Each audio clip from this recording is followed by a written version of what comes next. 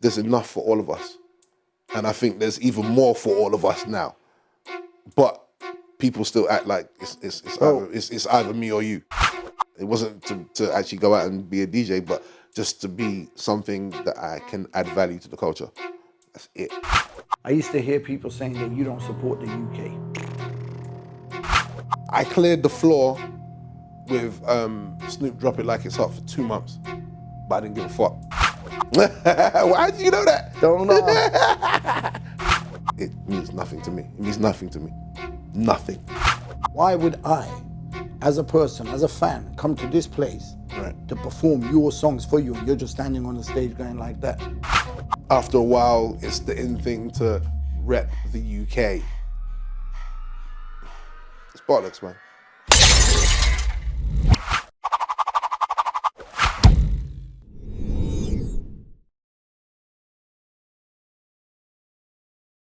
Welcome back to the 521 DocuChats. My guest today is without doubt one of the most respected DJs the UK has ever produced.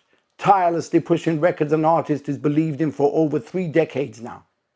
From that child who saved up his paper round money to buy an album every couple of weeks to being the guy, the go-to guy when your Nas's and your Jay-Z's are in town. And that's just scratching the surface.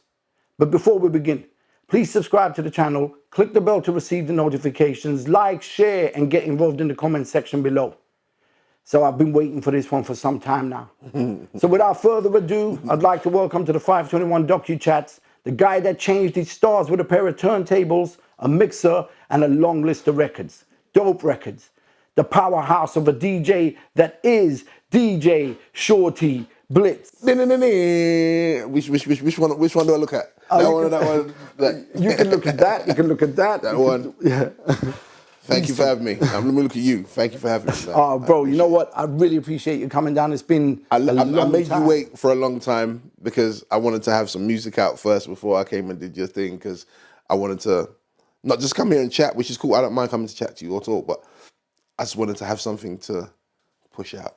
And say I've got this here. If you like my story, check the music. So I don't think people recognize the depth of everything that you've done.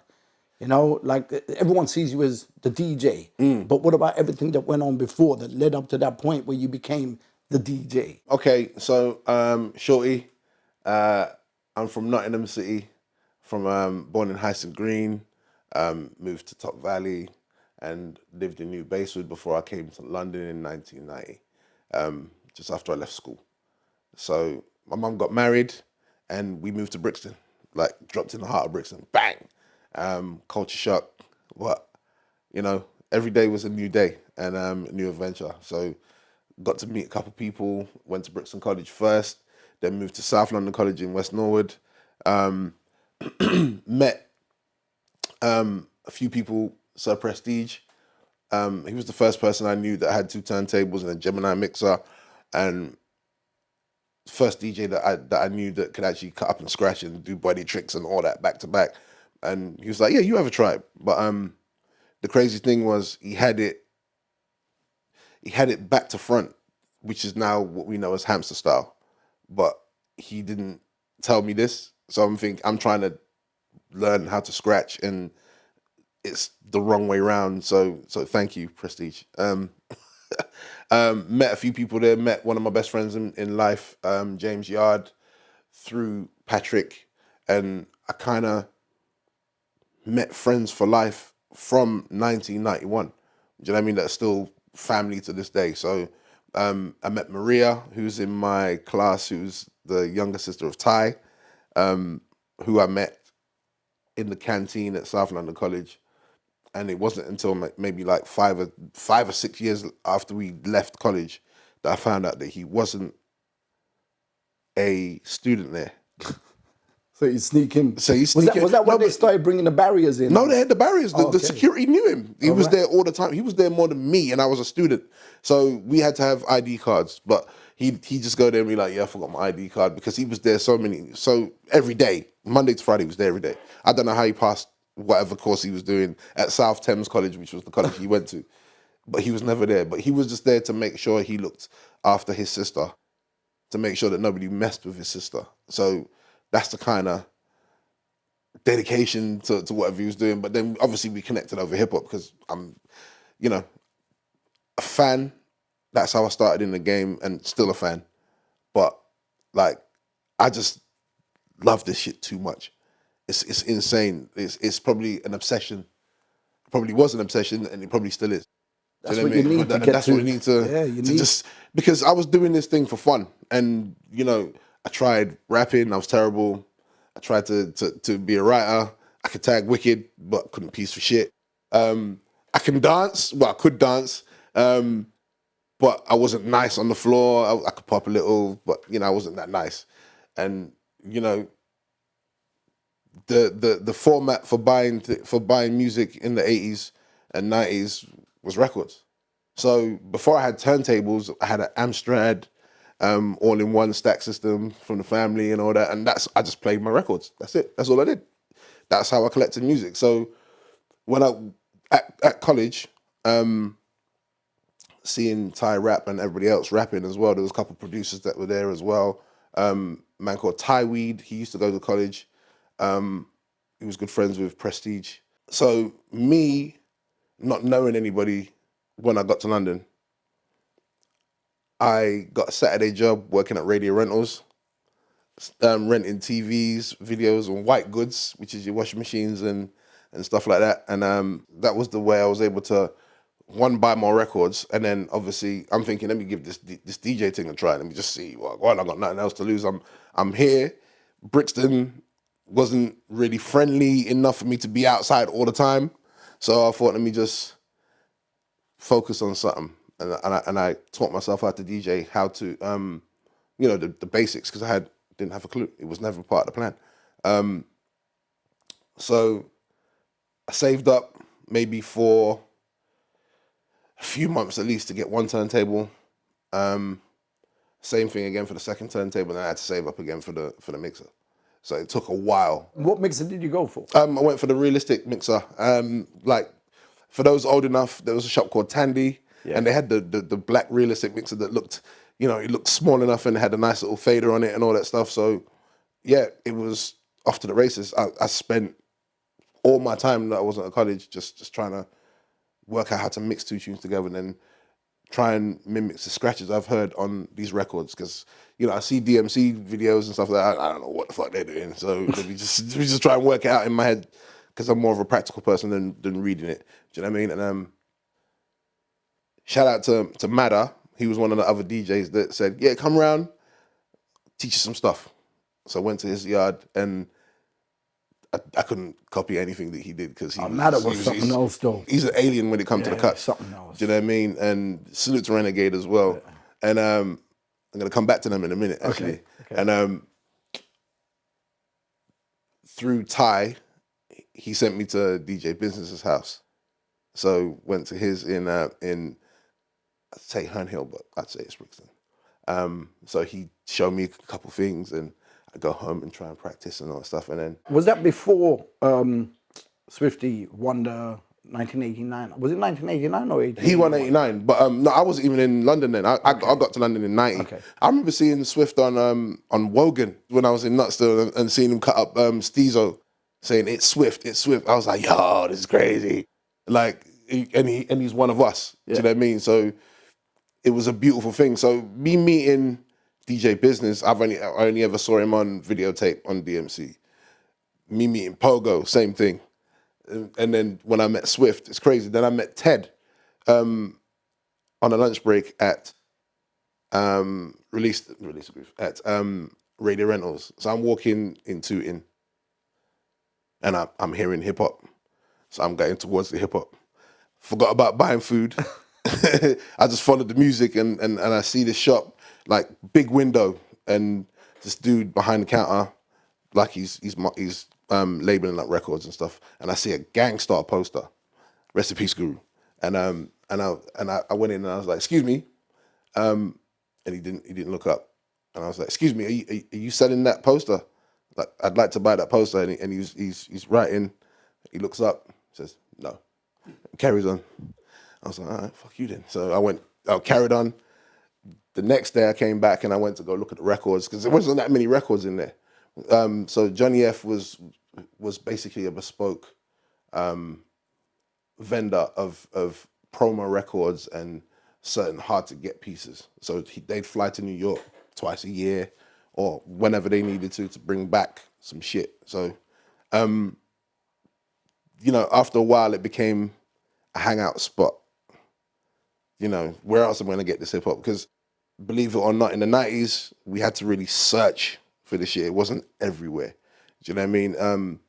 Isn't that where the term came from, though? Crate digging and everything. Yeah, because we really we had to go dig. We had to go. We had to go forage. And if we were traveling, touring everywhere else and whatever, we'd hitting wake record up early everywhere. Stores. Definitely, man, and try and find at least somebody that looks like they might be into hip hop. See if they're wearing any windbreakers or see what kind of trainers they're rocking. So it must be hip hop. So what I was doing as a producer, you lot were doing as DJs. Yeah. Just everywhere we went, we just go and try and find some shit. Do you know what I mean? And find, you know, there's what we used to call the hip hop network. So, you know, you go to each city, you find who the heads. the guys are. Yeah. And then we link. So which is a beautiful thing. And you know, the first time I met DJ Swing as well, it's really weird because, you know, I was it was when I think it was probably 91, and my mum was like, "You're in the house all the time, just go walk around the area, go have a look." And so I'm walking, because we lived on Brixton Hill, so I walked down to the town centre, walked around. I was walking back home and I was looking at the gig guide on the door. And so I'm reading, you know, and somebody tapped me on my shoulder. I turn around and somebody with the brightest smile and the crispest heights up. That's yeah, Brian. man, it's definitely Brian. He was wearing a grey, like full-length trench coat, and he had this big smile on his face. He was holding some flyers. He says, "I know you're a hip hop man, Rude Boy. I can tell you're a hip hop man." Yeah, and then we started talking from there. So he told me about his night. He told me about his sound, Boogie Bunch. Shout out to the Boogie Bunch family. I used to go to South East London College. Oh, did you? Yeah. Okay. So I was yeah, it was Celtic, yeah. South East London. Right. And Brian used to kind of study. I don't know if he was studying there, but we used to see him there all the time. And basically, he used to look after me. Like he was kind of introducing me to. He's one of those guys. What he saw was me beatboxing and rapping and whatever. And he saw that people were being a bit cold in the beginning. Right. So what he did was, and I don't want to bring race into this, but he started introducing me to the black community in the college. Yeah, right? but that's what it is. And then people started accepting me. Start to warm up to you because they knew that you were down, right? But we're going back to 1986, 87. Jeez. And so Brian did that for you. Ty did that for me because he introduced me to, you know, I'd only ever seen like Pogo, Swift, Business on TV. I'd say like London Posse on TV. I'd say Mell'O on TV. The first time I came, well, we got off the train from King's Cross, from Nottingham. And we came out of Brixton Station to catch the bus up the hill. So waiting there, I'm hearing hip hop from Red Records, right? So I remember the song as well, fucking Master Ace, I Got To. Just beating out of the thing. I was like, yo, what is this? Making a note, I'm coming here when I get some money, I'm coming to go in there and buy that, whatever that is. And then, so we got our suitcases, waiting for the bus. The door flings open, so the music comes out even louder. MC Mell'O comes out. And he's with Rodney P. I'd only ever seen them on TV or in Hip Hop Connection at that point. So I'm trying to tell my mum, like, do you know who that is? And she doesn't give a fuck. We got luggage. You know what I mean? She don't care. But, you know, this is, certain things were just starting to click. I'm thinking, I didn't want to come here in the first place because obviously I'm leaving home, I'm leaving most of the family. I just wanted to stay in Nuts. But seeing that day, I was thinking, it might be all right still, if, you know. When you start seeing these things happening, do you start internally feeling, maybe this is my path? No, not at the time. But, you know, I didn't really, I think it was the first famous person I ever saw. Do you know what I mean? Rodney P and Mell'O. Yeah, because obviously we're bumping, you know, we're taping their shit and listening to their shit, seeing them on TV, seeing them on Behind the Beat and this and that. And now that I could go over and talk to him if I wanted to, but I wasn't going to do that. I was a kid. Imagine if you did. What do you think would have been the outcome then to how you are now and all that? Mell'O probably would have been, as Mell'O always is, wonderful dude. Yeah. Like, wonderful fucking dude. Rodney, I don't know. I don't know, because obviously I believed all the bad man talk that was on records, innit? So I was like, I don't know. Do I want to go talk to my man? I don't know. But I was just starstruck from across the road, like fully across the road. Like, wow, that's them, man. How old were you then? 16, bro. And yeah. And then obviously as I'm going through my travels here and there, I'm seeing more famous people. I'm seeing like, I see Cookie Crew one time. I see I never saw Moni, because I think she already left by then, right? She already went to New York by then. But what I was saying before, like with Swing, he had you under his wing. That's what happened to me, because then I got introduced to all these other legends. And I think off the strength of Ty, they accepted me with no question, which you know, that's extremely lucky. I didn't have to prove myself to anybody, even though you know, when it comes to what I'm doing, I want to represent as much as and as diligently as possible. I don't want to be like, okay, he's Ty's boy, he's shit. I wanted to be nice at what I did. I didn't want to let anybody down for introducing me to this dude and they thinking I'm a dud. So you said that you weren't even on the whole DJ thing. Yeah, it was never part of the plan. I loved it. Like seeing Jeff and Cash Money, and then seeing the Enforcers when they were separate and doing their thing. I loved it, but I had no clue what they were doing. I didn't know what they were doing, and it wasn't. I wanted to be Kane. I wanted to rap. That's what I wanted to do. I was terrible though. Yeah, I know that's your favorite MC. Anyway, so yeah, for me it was a tough one because like I'm a big Rakim fan. Yeah, of course. You know what I mean? Likewise. So, but I love Kane as well. Yeah, like for me, like obviously, Rakim changed the game. Changed the way everybody rapped from then. Yeah, but no one's ever been able to do what Kane has done. Exactly. Like, come on, man. I mean, him and G-Rap, like those are two different kind of animals as well. Like the three of them is some different shit. And then you had obviously people like KRS who were a different kind of animal. Yeah, definitely. Guru, different kind of animal. That's what I'm saying, man. And the great thing as well, like if there's anybody that's young that's watching this, the era we're talking about is like the first golden era, like 86 to 90, right? Or even just slightly before. Slightly before that, 88.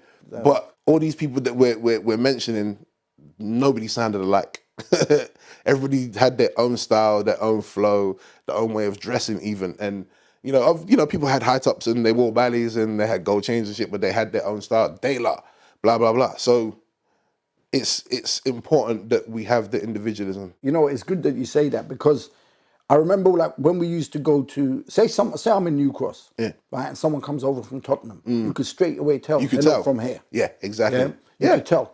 But nowadays with the internet and everyone dressing similar, everyone's doing the same thing. Everyone's talking the same. Even in New York, you'd be able to tell a Brooklyn dude from a Queens dude the way that they dress, but now it's just everything's the same, isn't it? I think the world's just become a lot smaller now because of the internet. It's great in some ways and detrimental in others. Destructive. Yeah. Because no one wants to use their imagination now. They'll just see what's going on. I want to do that. I never wanted to do what everybody else is doing.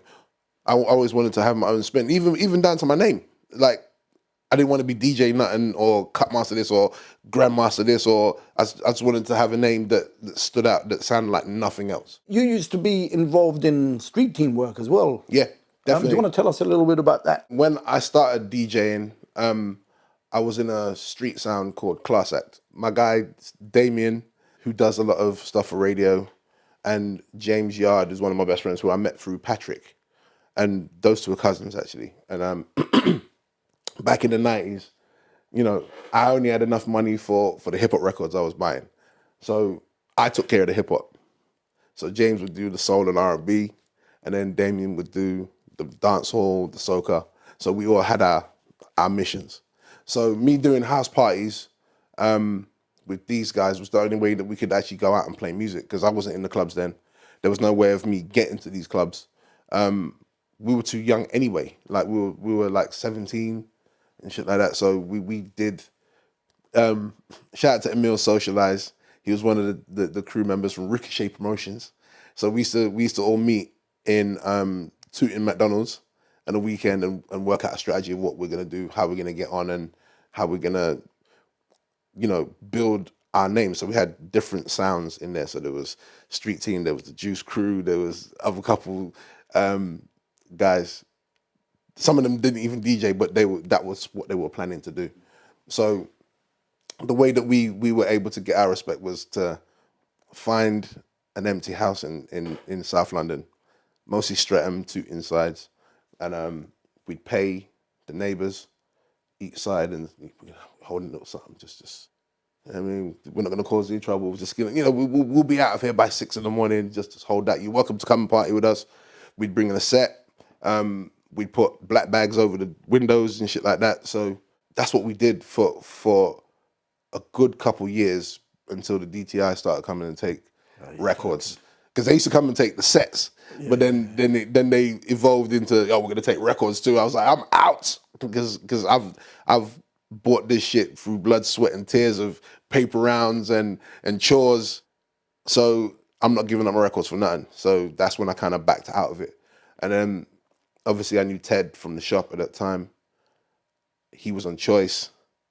He used to bring me up there as well, just to soak in the atmosphere with Numbers and all that. So listening to Numbers and them, that was one of the shows that connected to me more. Obviously Max and Dave as well. There was Mark Russ and Roger Quickcut as well. Do you know what I mean? There was these people, because in Nuts, there was we had one pirate station called Heatwave, and it was mostly reggae. Like the weekends, there was gospel shows, but there was this one DJ called One Step Ahead. That's the OG right there. Salute to him. And he would play the hip hop that I wanted to hear. You know what I mean? So, but that was the only outlet. And then I think on Radio 1 there was Jeff Young, Big Beat Show. Yeah, that's right. And that was it. The amount of stuff that you've done, and you've done it consistently. How have you managed to keep that going? Because it's hard work, bro. The major thing is, when you go into anything, you got to know exactly who you are and what you would tolerate. Yeah, but we know that. But there's still other dynamics. Oh yeah, no, definitely. You can't foresee what's coming towards you and all that kind of stuff. But I don't know. I think I've been lucky.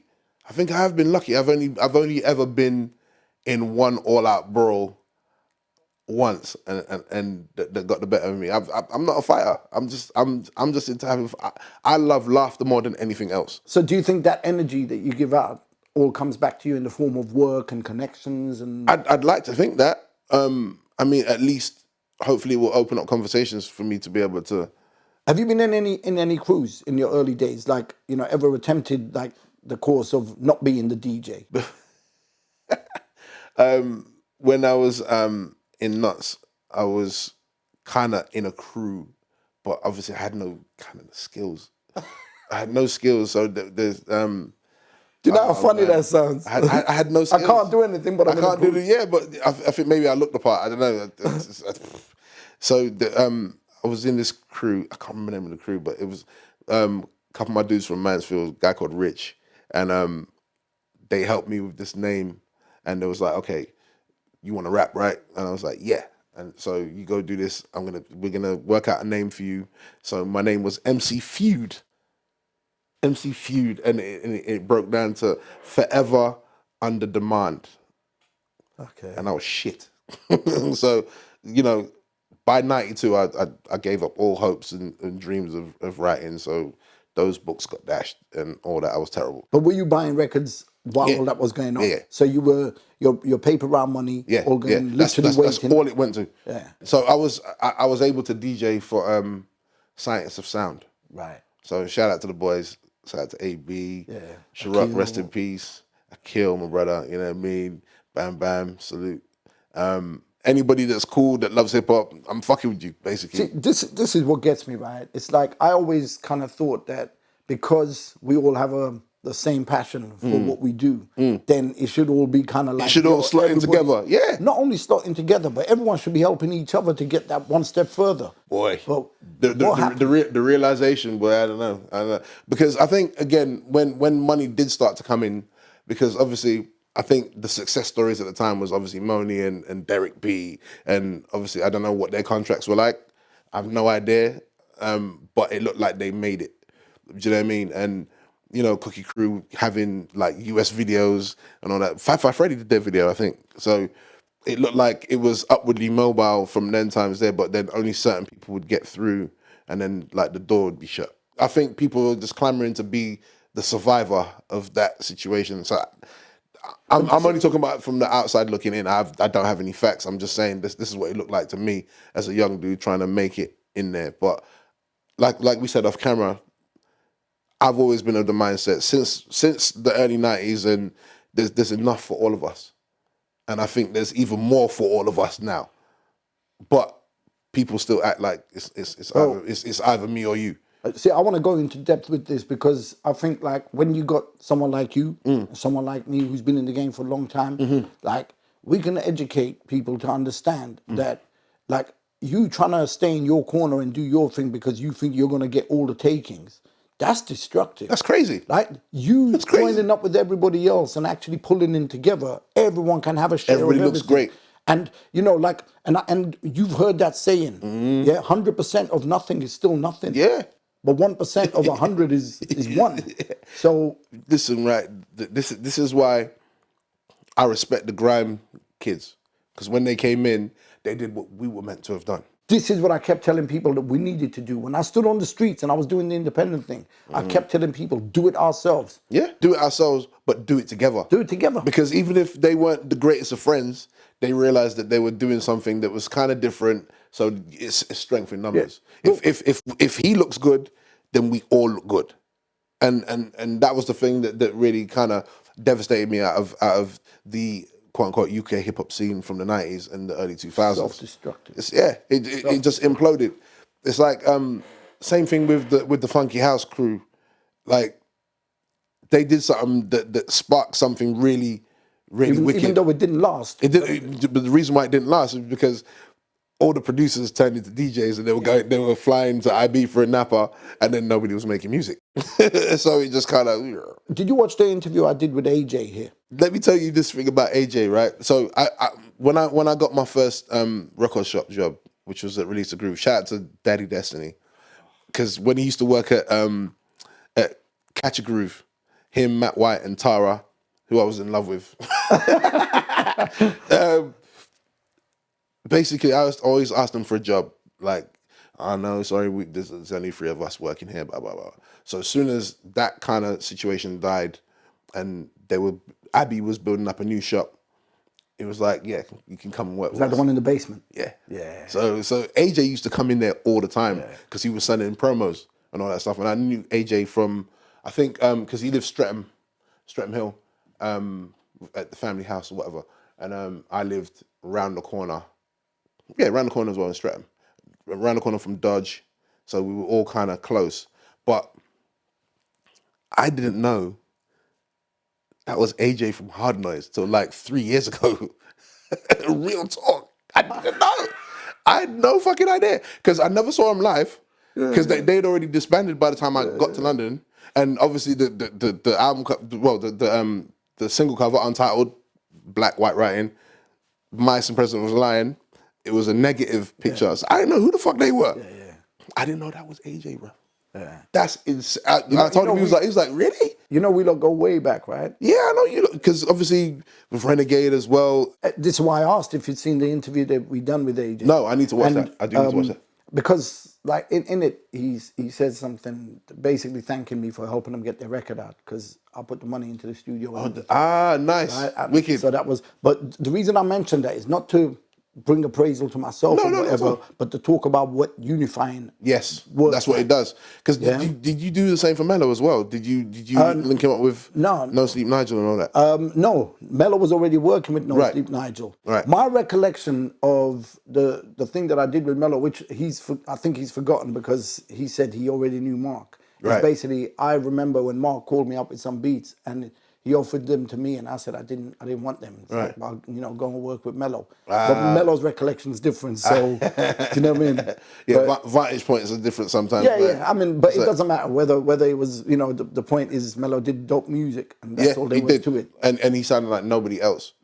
rapped like nobody else. It's what you were saying about individuality. You know, we all had it. It was a crime to bite back then. Of course. You can't sound like I think it's a crime else. now still, but you know, Yeah, but no one cares but now. no one cares. No one It's one cares. of them unwritten rules that I don't know. Yeah. Actually, can I just stop for a second and just make a point? AJ, Hard Noise. Yeah.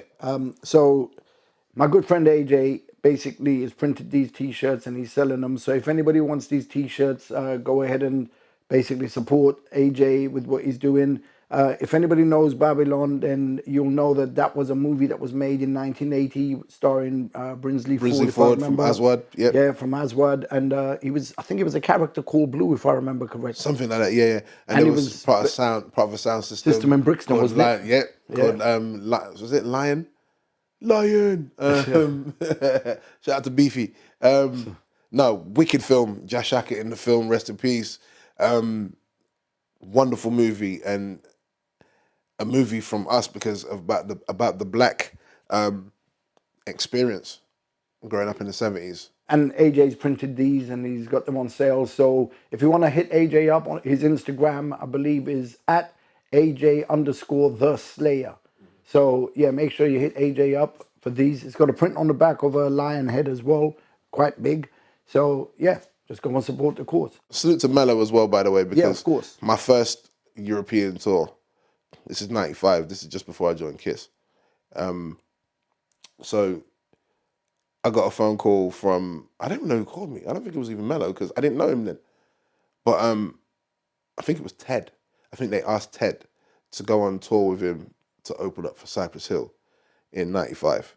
And he couldn't because I think he had other things going on. I think he was DJing for somebody else, I'm not sure. So he said, yeah, give my little man a try. And that's how I got on radio anyway, because they asked him to do the mix because Pogo was always away on tour. So they needed a mix DJ. But Enforcers, what a crew though.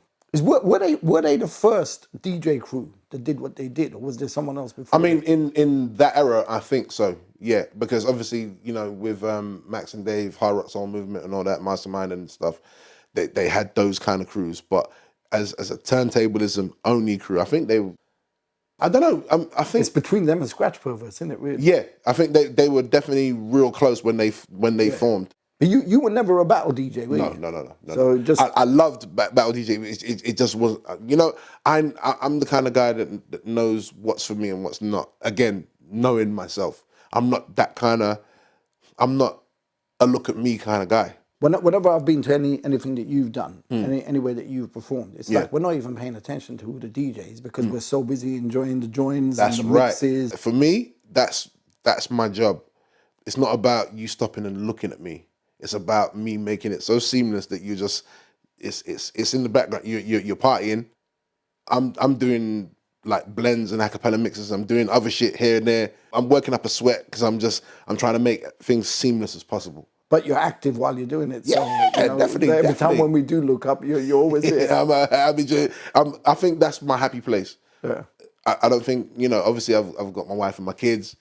Other than that, that's my complete happy place. Yeah. I mean, I don't know how you feel about being on stage. Like because seeing you on stage is a different thing. It's amazing. Oh, thanks, man. Because you actually put your all in. Like even at the Kane show, you came out with slippers and a dressing gown. And the great thing, which I've seen you do before, like you'll hand the mic out and be like, yeah, do your thing. It's wicked though, because it's inclusion. Yeah. And people feel like they're part of the show. And I think that's the great thing about you. You're not like, hey, no. You're like, come, let's rock. Even with the B-boys, it was like, you know, give them their spotlight, let them do their thing. It's my show, but look at this. When I set the channel up, it was to try and build something where we can educate all these other people that are coming up in the game and make them realize that, you know, together we're stronger. And we're still not getting it. We're not. Like, you know what it is? Selfish, man. Well, I think social media's got something to do with it. Yeah, because it's teaching everyone to be about themselves. Yeah. And it's about that highlight reel. I get it, cool. But, you know, there's a real life outside of in your phone. Yeah. People actually living real lives. Yeah. Even though it's affecting real life. But it's annoying because maybe I'm just too old to be fully immersed in it as I should be. because obviously it's good to help the business. But I'm of the era of let the work speak. But those days are over now. You were involved in another group. I think it was called Durrty something. Oh, the Dirty Spades. Yeah. We never made any music. We were just a crew of friends. Like, so it was me, my man Shady, Michael, I think Charlie Dark. Happy birthday, Charlie Dark, by the way. Oh, wow. Saw him last night. Happy birthday, my brother. You know what I mean? Happy birthday. I didn't even know, but yeah, Charlie, man. wicked dude. So he was. I think he's another connector as well, man. Like, I think we should put more respect on Charlie Dark's name, because he's kind of like you, where he just like, yeah, come, let's just do something. And he's one of the cool cats that has all these links to corporate, to some of the most coolest artists on the planet. And he'll be like, okay, you probably won't have a chance to meet these people or be in a studio session with these people. Come with me, let's go do this. So my second time being on tour was with him being part of Attica Blues. Shout out to Big Tony as well.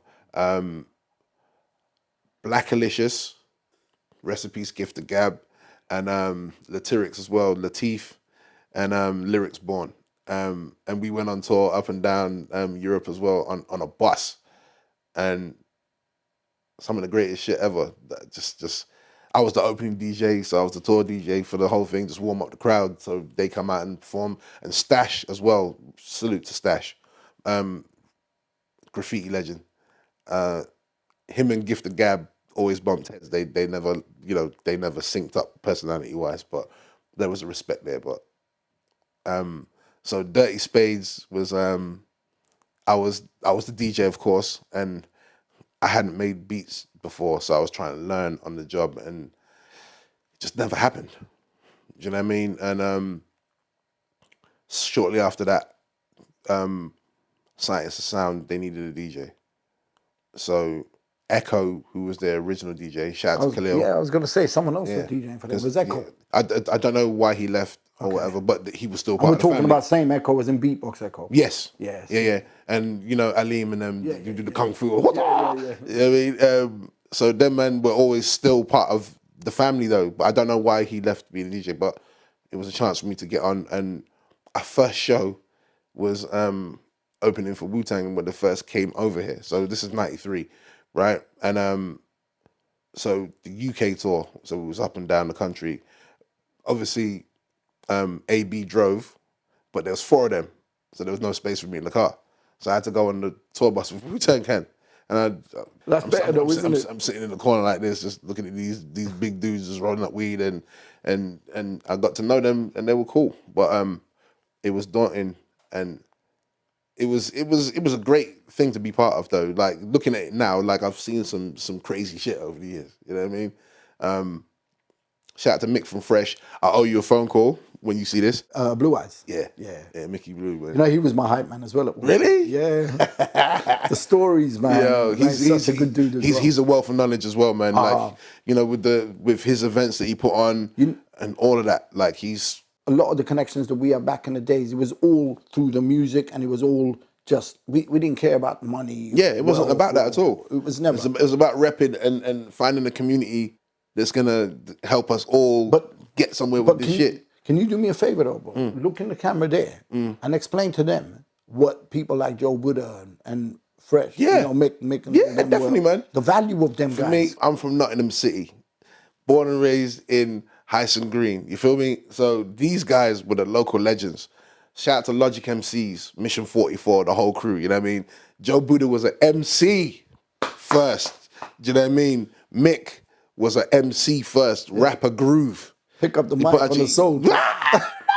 Pick up the mic. Bro, if I go into, like, I've got rid of all my records. Right? I have literally got rid of all my records. But if I go into the back room, that is one of the only records from somebody else that I've kept. And on it, I've written one of my most treasured records. Wicked, man. Pick up the mic on the soul. Listen. And MSD, like, I think the record label was Singer Song, I think. Singer Song, the Dom.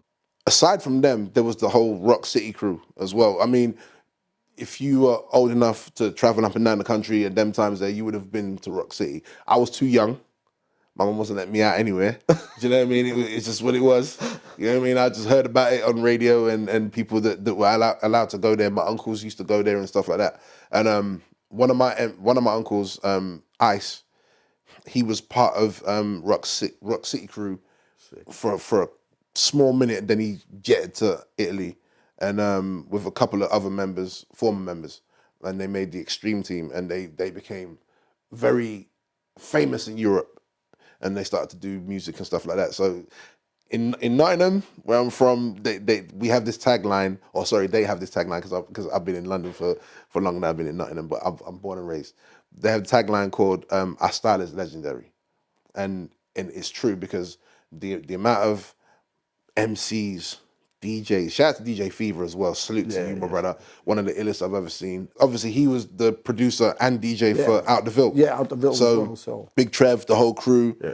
Obviously, Big Trev and Joe Buddha was part of Logic and all that. So they split. And yeah, there's just so many.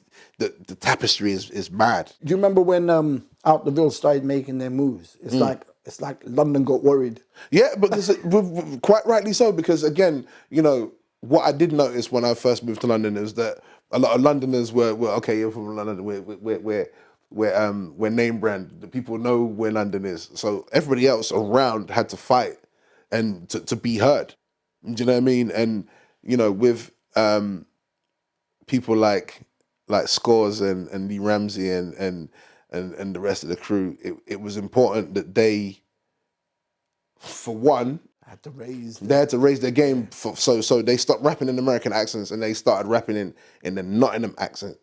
And it was so important because, again, it's another identity. Same thing what London Posse did, which enabled us to have our own stars here, right? It was important for regional accents to be heard. Important. It's so important. And you know, the music was on point. Their rhyming was on point. And they looked like a full crew of savages, you know what I mean? So salute to Out the Ville, Big Trev again, and the whole Nottingham, man, like, for real. You know what I mean? I think that's where I get my values from. The music was the priority more than anything. More than anything. It's when money and business and everything, when P Diddy, I blame P Diddy for this. Like when he came in. Just him? But you know what I mean? When he came in, it's like suddenly it became all about business and the values kind of went a little. I think though, it needed to be, the business needed to be elevated. But the thing that's missing, that I still think that's missing to this day is balance. Because, you know, without the music, you can't do no business. You know what I mean? Without the rapping, you can't really sell anything. You know what I mean? When it comes to the music. But it was mad because everything was all shiny suits, Versace shirts and player hats and all that kind of stuff. You know, drill's really big right now, which is fine. But it's not, hip hop is not just drill. There's so many different styles. Again, going back to the older eras, you know, next to Public Enemy, there was a De La Soul, and NWA, there was a Tribe Called Quest. There was Money Love, there was Divine Styler, there was these kind of people. So it's not just one style, it's one genre, one culture, but there's different styles because there's different kind of people that like different shit. Diggle Planets, there's MOP, you know what I mean? And that kind of balanced it, but I don't know where the shit went wrong. I think obviously when the money came in, other entities that don't love the culture came in to make more money off it, and this is what we're signing now. And you've seen it from both sides because you've been on both sides and you travel the world and all that kind of stuff. But let's just go back to some more things in your early days as well, because you used to hold regular ciphers at your mom's house. Why did you know that? Don't know. How'd you know that? Don't ask. I do my research. Wow. Shout out to Chris Smooth. Oh. There you go. That's the connect. Wow. Yeah, so, you know, obviously I'm learning how to DJ, and, you know, we you know, our people that used to rave used to go to Borderline, and we used to go to the Arches, we used to go everywhere that was playing hip hop. We'd go everywhere, and we'd have a crew of all of us that just wanted to do some stuff. So Prestige, he linked with Chris Smooth early, and as far as I know, if I'm not mistaken, they discovered Estelle as well. So I'm sure you correct me if I'm wrong. So what I used to do, have these ciphers at the house, because we all lived in South London, so we just connected. So with Dirty Spades and all that kind of stuff, we just come and just try and just sharpen our swords. Not even to make records, it was just play some beats, you rhyme, we tape it, and we all just try and get better. And that was the thing. We practiced the craft. Yeah. That's what we had to do to get better. I feel like sometimes that's what's changed nowadays, because it's like you can just go into the studio and just be mediocre and you know, get the engineer to make it sound a little bit better and whatever. Definitely, it's a lot of trickery and stuff, and you know, at the risk of sounding old, it's like, you know, it was a lot better back then, because you had to be able to do what you did on record on stage.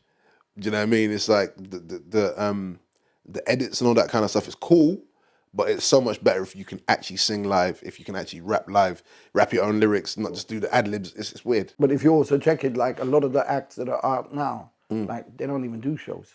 No, because they have no need for one, and plus the ones that you see do shows, they're doing the ad-libs, and they're doing the ad-libs to the backing track of their rhymes actually being broadcast out. It's weird to me. I have no desire to see that shit. People are performing ad-libs. They're not performing their verse. They're performing their ad-libs around the verse. Are you serious? Yeah, you've not seen it. Bro, it's mad. I'm telling you, it's mad right now. It's the game is all fucked up. I knew they were rapping on their vocal. Yeah. But I didn't realize they were just doing the ad-libs. A lot of people are just jumping up and down and doing the ad-libs like, yeah. It's just weird. It's weird. Bloody hell. You're going to be upset when you see that shit. All them years that we practiced. If I made a song, I want to be able to perform that song. You know what I mean? If you see Busta perform, right? He's got him and Spliff, so when he has to take a breath, Spliff comes in, but he's doing the majority of what you hear on record, you see it on stage. And I don't think why people haven't made the connection that that's a great fucking show. He will always perform and kill it because he does it live. It's interesting that you say that, because I went to a show to watch an artist about 3, 4, 5 years ago. Yeah. It was actually here. Westwood was there as well. And after the show, my nephew was with us as well, right? My nephew came over from London and he stayed over the weekend and whatever. And I remember my nephew saying, he just looked uninterested in what was going on. Who, he did? No, I did. Oh, you did? Yeah, he goes, everyone's going mad and like chanting everything and whatever, and you looked uninterested. Because I know why. You tell me why you think. Because you kind of see the pantomime of it, and you see that the MC or the DJ or whoever was on stage was not really fully engaged, wasn't really actually doing the shit. It's not far from that. But what I said to him is, why would I, as a person, as a fan, come to this place to perform your songs for you, and you're just standing on the stage going like that? Like, first of all, that shows me that your songs are extremely simple. Simple, yeah. That everybody and anybody, drunk or undrunk, can recite it. Can do it, yeah. Wow. And we're paying to see you work. Yeah. We're paid to see you perform. Yeah. Do you know what it is though? I think it's the Jay-Z syndrome, because everybody thinks that they're great on stage. Like, certain people will see Jay-Z on stage and think he's lazy, but I think it's more of an aura. He knows who he is personality-wise, and he knows he's not going to run up and down and do what Busta does, because he knows who he is. There's only one Busta. There's only one Busta. You know what I mean? Not many people. Well, not anybody can do that kind of shit. Like Luda is probably close, but Busta is Busta. But with Jay, he's a thing. He's a cool dude. You never see him sweat on stage, but it's all aura. It's part of the performance. So he'll rap and then make them do that. He's great at that because that's what he does. But then everybody's seen that and they think, yeah, I can do that shit. So they think they all can do that. So that's the thing where they're following fashion, and you can't do it. You got to be able to perform your way. You're totally unique on stage. Hijack's totally unique on stage when they get to the stage. Let me shut up. Ty was totally unique on stage. Twang's totally unique on stage. Twang, for me, is the king of breath control, because he'll rap all his verses, all his choruses, and he won't miss a word. It's and insane. I have to say, I saw Twang in Brighton about a year and a half ago. We went to Brighton. Remember, we went there with the cameraman, and I had to pull him to the side and just say, your record, So Rotten, is one of the most important records this country's ever had. Simple as. Definitely, man. Done. Again, that's why you're totally unique. Well, not totally unique. That's why you're one of the good ones, because you don't mind about giving people their flowers. Yeah, because I know I've got mine as well. You got your shit. Yes, and, I don't need to worry. me giving you props doesn't take away from what I am. Yeah, exactly. Do you know what I mean? I'll tell DJs as well, same thing, like, yo, you fucking crazy, bro. Like, you're dope. Like, keep doing your thing, blah, blah, blah. MCs as well, I'll be like, never stop. You're doing your thing, never stop. Like, it will get shaky around. We could tell you stories about horror stories of the business and the industry taking shits on people and all that. But what you're doing is special enough that I think that you should keep going, because we need you. Us as elders in the game, we need to kind of keep reminding people that, because like they have so many adversities to go against that it can really break people. Definitely, and especially with the social media angle now as well. A lot of people are a lot not weak, but they have more self-doubt than ever, because that, depends what you take from the social. It's either going to make you or break you, because people take it really fucking seriously. And you can be completely together and still fall apart because of what's going on socials. Literally. We were talking earlier about you getting into the whole art of DJing and stuff. Do you remember the precise moment you decided this is it? It had to be like 92, 93, because obviously I was a fan. Obviously seeing the first time I was able to go cinema myself as a kid, I went to watch Beat Street, and that changed my life. And when I was a kid, we weren't rich or nothing, didn't have a VCR. So you're trying to say you're rich now? No, I'm not rich now at all. No, I'm far from it, man. I'm still trying to get there, bruv. You know what I mean? No, I'm not trying to get rich. I'm trying to be comfortable. That's what I'm trying to be comfortable and happy. I wanted to do something with the culture so bad. Like I said, I tried the other elements and I was shit at them. But I still, I was a fan, which we need fans. We definitely need fans. But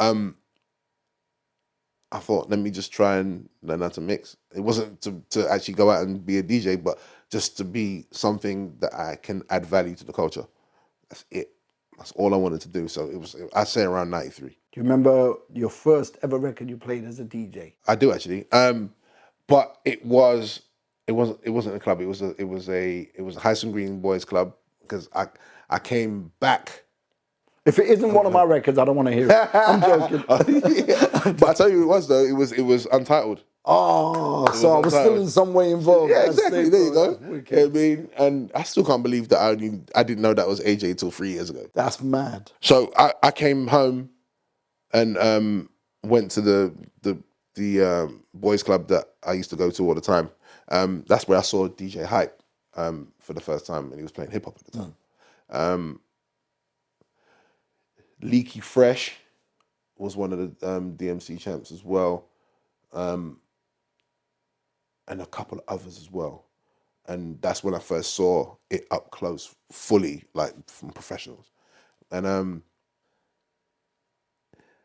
I just thought this is what I want to try and do once I got the turntables and stuff. Because once I got the stuff, it looked great. I didn't know how to use none of that shit. Did you know how to turn it on? I knew how to turn it on. Like, it looked great in the dark and all that, but I didn't know how to use that. Like, obviously I play records, but I didn't know how to mix one tune into another. So who was your biggest teacher? My friend James Yard, who I was in the sound with, he taught me how to mix 2 songs together. He basically taught me that fundamental, and then I was just practicing from then. Obviously I went to see Madder, I went to see Business, Pogo. Prestige. No, I didn't see Pogo until later on. When he was living in Plasto, I went to his yard and he was showing me a couple things, but this is when me and Ty were actual group. So this is probably like 97. So them showing me those kind of things, I had homework to go and do, but I didn't want to do what they did or the way that they did it. I wanted to get the technique and then see if I could flip the technique into my way of doing things. So I think I don't call myself a turntablist because I feel like that's a disrespect to the culture of turntablism. Yeah, I'm not a Mr. Thing. I'm not a Harry Love. I'm not a Tony Vegas. I'm not the Enforcers. I'm not Mad Cut and all them man there. But I use elements of that when I'm rocking though, because I will cut up and scratch. I can cut and scratch, but I'm just not a body tricks, beat juggle kind of guy. I love that shit. But turntable on your head. And... yeah, nah. I have supreme bad luck. I'll drop shit and break shit and look stupid. So I just, a man knows his limitations, feel me? Yeah. So, but yeah, for me being in the game, it's always just trying to be sharp at what you do. The great thing I learned from watching Cash Money and Jazzy Jeff in that order was to be clean. That was the number one thing, to be clean and funky. So would you say that those two were the best ever? Wow. Yeah, they are. Something about Philly DJs. Right. There's something about them that, like, the crispness, the sharpness, the clean. It's so clean, but it's so funky as well, because they must just practice all the time, because it's just so smooth. You never hear them make mistakes. No mistakes allowed. I've seen Cash Money on stage. It is so smooth. Many times. It's smooth. It's like, again, like for me, you could be the fastest and all that stuff, but if it's not on beat, it's not musical, it doesn't mean nothing. That's the way that I train myself to do things. It has to be on tempo, on beat, and it has to be funky. Without it, it means nothing to me. It means nothing to me. Nothing. If we look at, say, somebody like Pogo, I've never seen anyone rock a crowd like Pogo. That's what I'm saying. We're all individual in our fact, and as well, I got to put some respect on Swift as well. Yeah, Swift. Because he invented a lot of techniques that a lot of DJs use, and they probably don't even know that he invented, like the copycat style. When we saw him at the battle that he won, yeah, like when he took a step back and started doing the whoop or whatever. Bro, who done it? Nobody had done that at that time. And I was right at the front watching. Right, I was right at the front. I only saw clips until I saw the video. I only saw clips like on behind the beat. When he did that, it's the excitement. It was electric. What Swifty done on that day, like Cupmaster Swift, incredible, bro. I always say, hail that as my most treasured moment in the DJ set. Even if you talk to like Rob Swift and Mr. Sinister from the Executioners and stuff, they cite him as one of the influences. Like, these are world-class, legendary DJs, and obviously Swift is a world-class, legendary DJ. Yeah. You know what I mean? And, seeing Business when he's cutting up back to back, doing spin backs and all that, and he's taking off his shirt and shit like that, he was one of the first I ever saw do that. I don't know if he was the first, but he inspired a lot of DJs that did that shit. So, you know what I mean? In this little country that we've got, we do things. We were talking about you with the Sunday freestyle sessions that you used to do. What did you learn from that? Just to be able to rock, keep it on beat, and tune selection is good as well, because if the MC's feeling good, he's gonna rhyme. He's gonna rhyme his hardest. He's gonna try and weave in and out. And a good thing as well, definitely keep things on beat. I always tell people, whether you know the beat or not, keep rhyming, because it's gonna drop on beat. So it might sound funny to you at first, but it's going to drop on beat. So keep everything in the time. Keep rocking. So never stop. You got to be a mental metronome. Yeah, I think that's one of the gifts I have. I love things being on beat. It has to be on beat, man. It has to. Say when you're driving and you hear your windscreen wiper going, yeah. I'll turn off if it's rocking wrong, and then I try and, I mean, that's it's dangerous and shit. But everything, I find rhythm in most things. My mom wasn't even really into music like that, and she never really danced. Do you know what I mean? But me and my uncles, who are her younger brothers, because she had me young, and we kind of grew up together. They're slightly older than me, so they're like my older brothers.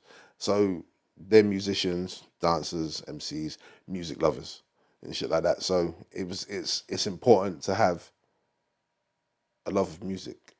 For me, because I'm an only child as well. So, sometimes when it's just quiet and lonely and stuff, like music music kept me out of trouble, man. Like, a lot of people that that I grew up with didn't really stay out of trouble. Yeah. Do you know what I mean? When you say that, like, I wonder, like, it seems like music is getting people into trouble these days. Because maybe it's the kind of music as well. Because you know, it does influence. It's vibes, isn't it? It can change your mood. It changes. I can only speak for myself. It changes my mood depending on what I'm listening to. Do you know what I mean? I could listen to the most smooth shit and just be on a nice vibe. I could go listen to some MOP. I'm not dissing MOP because I love MOP. And be on some rah-rah shit. Like, but you know, you've got to be able to select what keeps you in a good mood. And I think that's, for me being a DJ, that's what I have to do for a crowd. But if you went to a Rocky movie, you'd come out and you'd all fight each other. You're swinging. Right. Yeah. But we saw it as entertainment. Yeah. You know, but there came a point when music stopped being entertainment and started becoming real life. Yeah. And that's the thing. You know, the first time we was at school and we first heard NWA Straight Outta Compton, and it was the first, as far as I remember, it was the first song that had so much swearing in it that that's the thing that got us first. And then they were talking all the gang shit and all the hood life. And for me, I just saw it as a good movie because obviously things can't be that bad, can it? But then obviously you see certain things around the world and life is that bad for certain people. So what they're doing, they're reporting on it. They're not advocating, they're reporting on it. But, you know, you got the Public Enemy that want to uplift. You know, the music sounds like industrial madness, like wall of sound, but it was so important. And again, it was funky. Do you know what I mean? So we listened, and Chuck with the voice, like the voice of authority. You know, it made you go learn some shit. Like same thing with KRS-One and others, so on and so forth. So I think again with the way that labels are buying or signing stuff and promoting one style of music, it's going to have an effect on kids that are growing up not knowing themselves. And I think that's, when we were kids, we didn't know ourselves like any young person. We're getting to know ourselves, getting to know what we can do. We also didn't have the outside influences of social media. But with the music, you know, if you hear one thing one way all the time, you think that that's how things are. When I was a kid, I'm ashamed to say, when I heard Special Ed, I Got It Made, I believed he had everything he said on that record. I believed that all the rappers in that era were millionaires because they had so much gold on. Do you know what I mean? And obviously this was not the case. But, you know, when you're young and impressionable, you believe what's being told to you. So there is influence. People say throughout the 90s and the early 2000s that, yeah, I'm not a role model and all that stuff. Like, don't listen to what I say and live your life this way. I'm just telling you what my life has been like and my people's. I don't think artists can choose whether they're role models or not. They can't, especially now. It's crazy. You know, you got people in different parts of the country, different parts of the world that are on gang shit because maybe they feel that what they've listened to or what they see, this is what life's about. And, you know, if you don't have to be part of that shit, then why the fuck would you want to be part of that shit? You know, I never came up that way. I got love for my people. I got love for all people. I'm not perfect. People piss me off. It happens. I'm a human being. I've not seen that yet. I don't know. It happens. It does happen. I mean, I'm human. I run hot and cold like everybody else. Long story short, just, you know, what people take in affects them, whether it's good or bad. And I get you with the record companies that are signing one style of artist. It's affecting people. So it means that shit sometimes is for good or bad, for good or evil. You gotta pick what you take in because it will always fucking affect you in one way or another. That's the harsh reality, isn't it? It is, man. Yeah. If you live by the social media construct, and that's how you live your life, it's going to affect you differently than somebody who lives in the real world. I thought you were going to say if you live by social media, you're going to die by social media. That too? Imagine that saying. Yeah, I mean, people have ended their lives over social media. Yeah, People have been talking grease to somebody else and their locations on, and they've had their life ended. Yeah, it's wild to me. Do you remember your first ever track that you featured on that was aired live? I spoke to our mutual friend Chris Smooth. Oh, okay. And he tells me it was something you did with Westwood's Battle of the Demos. No, you got to tell me. I don't know. 1995, Represent to the Fullest. Oh, yes. Chris Smooth, you still owe me for that Nas 12-inch. You still, because I cut up Represent to the Fullest at RMS Studios in Thornton Heath. Wow. Salute to Soliheen, a.k.a. Def G. Wow, yeah. Yeah, I need my One Love 12-inch back, bro, because my acapella is all fucked because I was cutting up Represent to the Fullest so much, man. But yeah, big up to Chris Smooth. That wasn't the first song that I was that I ever scratched on though. That was the first song I scratched on was a Attica Blues record. Shout out to Charlie Dark once again.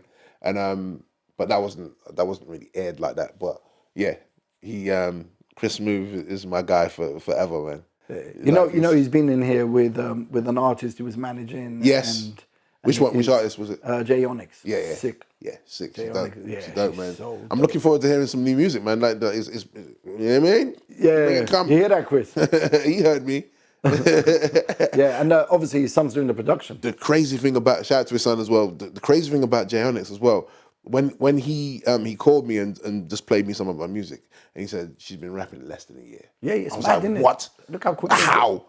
I'm like, so I want to hear some new music, Jay Onyx. Hurry up. Hurry the fuck up. Yeah.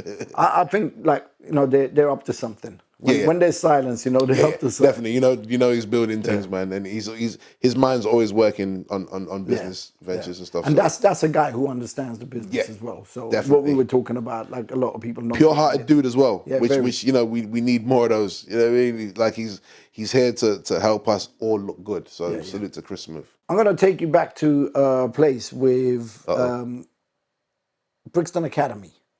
Okay, I know you guys. Right? Oh, where am I going? I know you guys. This is the beatbox thing.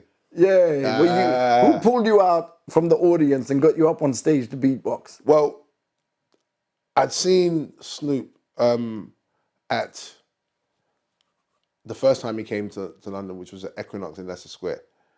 Rampage put that on. We gave out the flyers for that. That's part of the street team. The street team. Because we didn't actually answer the question, innit? Yeah. So basically, Dr. Psycho, rest in peace, my brother.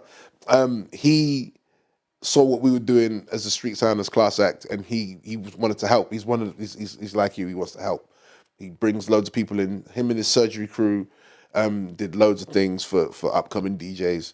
But he was part of Rampage at the time, so he saw that we needed to see what the business was like. So he brought us into the Rampage family as part of the street team. So we gave out flyers for all the shows, for Redman, Das Effects, for Onyx Show, at Hammersmith Palais, for Nice and Smooth, all these shows that they were putting on with Big Ralph. Is that Ralph Daly? Yeah. Sick. With Big Ralph and that. So so yeah, loads of shows. So we just got to see what the kind of business was like from that side.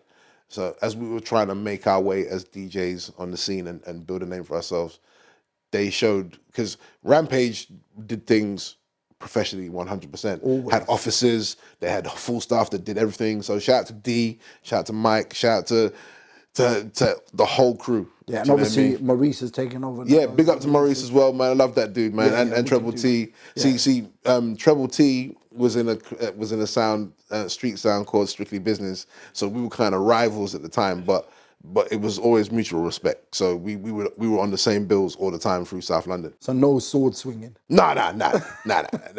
We all knew that it was just about who was best on the night. Do you know what I mean? Who came away with the But that's what helped to sharpen your skills, though. Yeah, man. Because there was loads of times where we weren't the best thing on the night, and you know, with Strictly Business, them guys were on the house and garage thing early. So we were still doing hip hop, R&B, and dancehall, which is cool, which is what we all did. But when they came with the UK garage stuff, it was wicked to see because it was new to me. It just goes to show they earned their spot.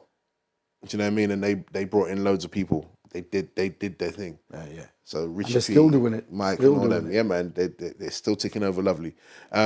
So we did so many shows where we were handing out flyers and stuff like that. So I saw Snoop there. I bought a ticket for Snoop at Brixton Academy. I was like, look, I love that album. I'm going regardless whether I can get in for free because it used to be a guestless thing, or back in the days a few of us used to break into shows. We didn't have the money. Do you know what I mean? We used to break into shows, bro. You know why I'm doing that? If there was a back door, it's getting kicked off, and and the cinemas were the same, bruv. We had to do it. There wasn't enough money. Do you know what I mean? So, so I bought a ticket. I had my Saturday job money, and bought a ticket. Just went to the show. I was at the front because I'm shorter than most people, so I used to get there early and get to the front. There was a dude, a friend of mine called Darren. He was 6'3" and with a high top, and he always used to be at the front. He used to piss me off. I'm like, why are you at the front? You can see from wherever you want to see from. Like a man like me, I'm probably behind you with your hair all over the place. But yeah, so I'm watching the show. Lady Rage is there. Dre, Snoop, a couple of Dog Pound members as well. And obviously he's got this song called La Di Dadi or Lodi Dodi, which is obviously a remake of Snoop and of Dougie Fresh and Slick Rick. Yeah. So it came to that part, and it was like, can anybody beatbox in here? So I put my hand up. I was okay. I was an okay beatbox back in the day, but I wasn't nothing special.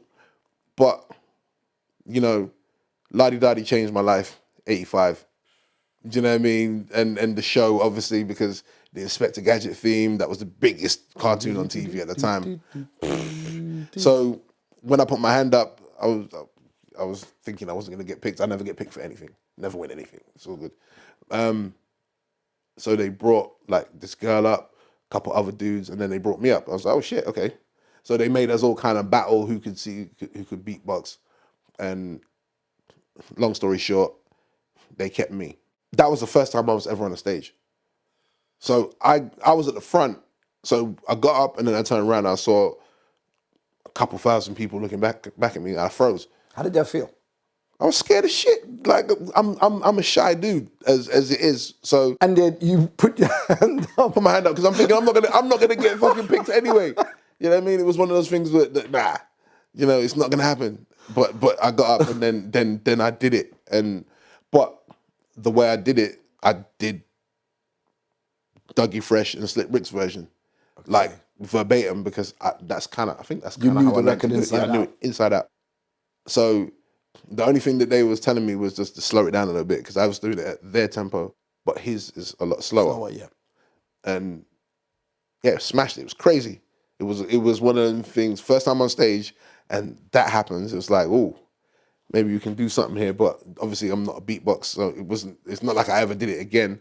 But after the show, they took me backstage, signed a couple T-shirts, and they're like, "What are you doing tomorrow?" I was like, "Nothing."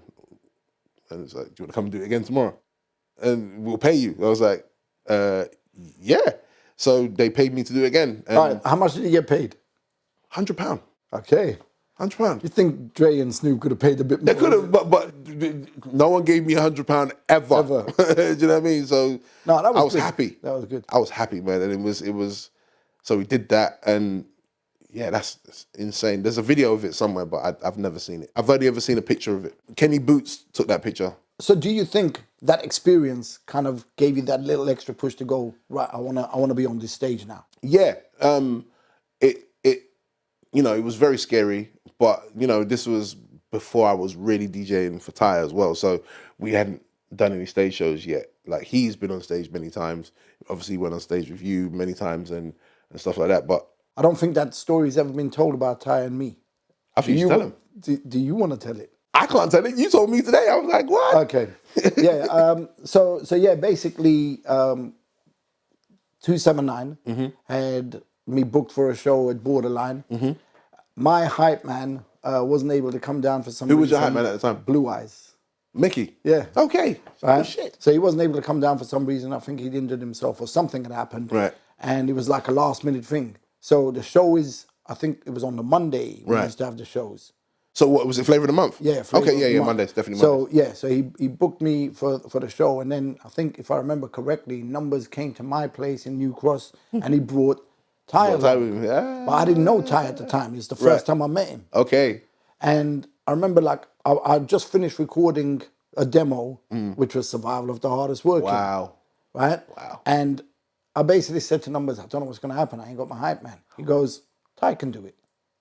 And Ty's going, I don't know none of the lyrics. I went, bro, just fart, cough, do whatever you have to do. It doesn't Just matter. be there. Yeah, just be Yeah. there and just add that extra visual, you know? And that was the relationship that started off with Ty going on tour with me to Europe and basically being my hype man.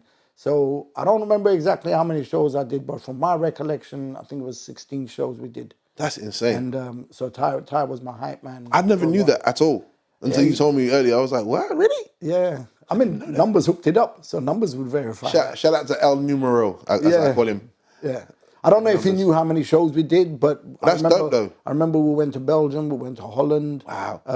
And you know, for things like that will change, because obviously he wanted to be an artist, and obviously that was probably one of the first times he ever traveled as an artist. He told me it was the first that he had hadn't to be. done that. That It had was to- that what was like year a was new that? experience. 92, 91? Yeah. It might have Definitely. even been 91. So yeah, Definitely. 91, 92. Wow. So yeah, that's crazy.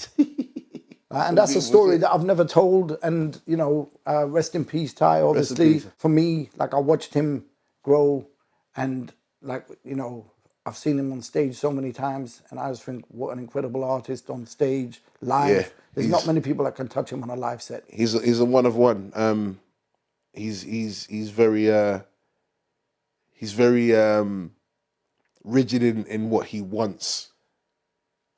In everything, to be honest, when it comes to music, when it comes to just how he represents himself, I think, you know, for him, I'd say, you know, correct me if I'm wrong, like he was one of the first that really wanted to celebrate the Nigerian heritage as well and show that in the way that he rocked.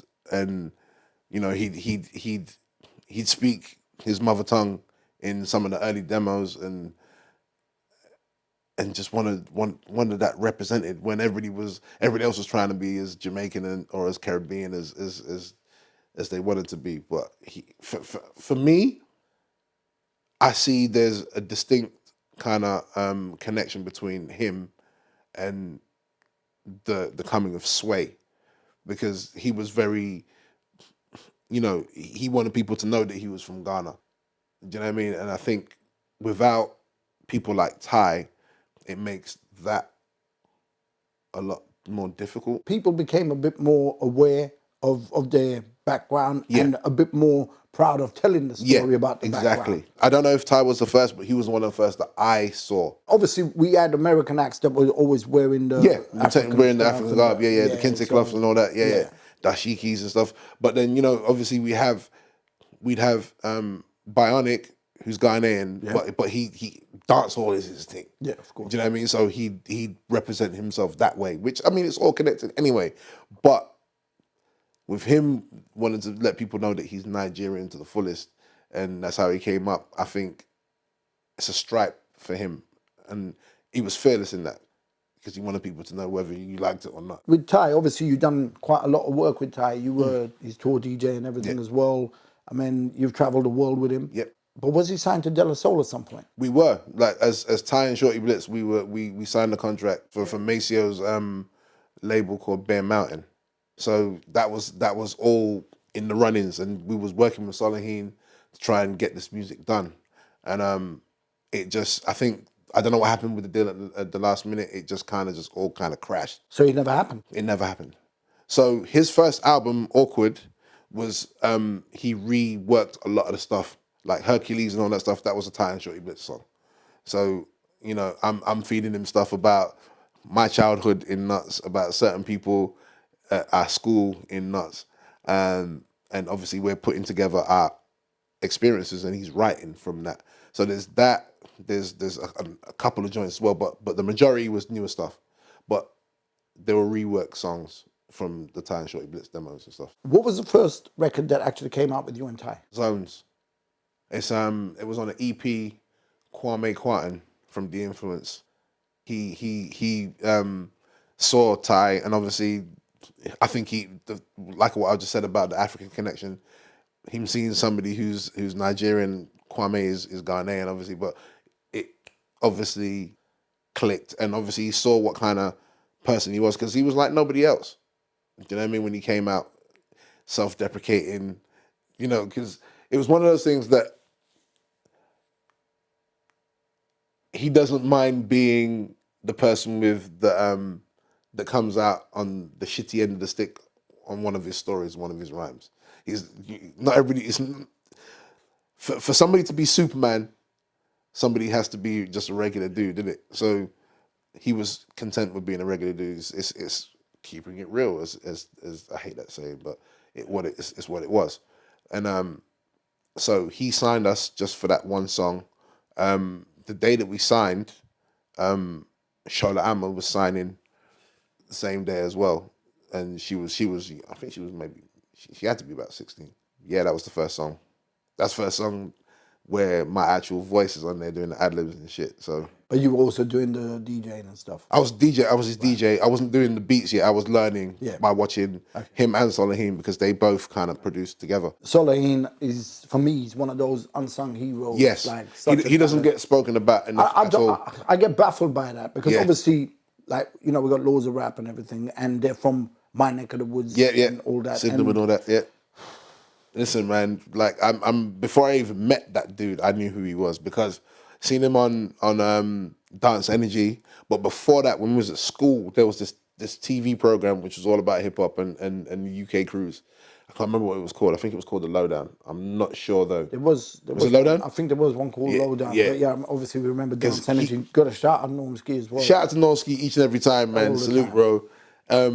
But seeing him, like, we all left because we knew this was coming on. We left school, not early, on time though. You know, you bullshit at school. We all left to go home and catch this TV show. So we saw loads of rap in their matching Nike shell suits. We thought they were rich. Well, I thought they were rich. I was thinking, yo, these guys made it. Like Soliheen's talking about, when as soon as I wake up, I have to touch my decks.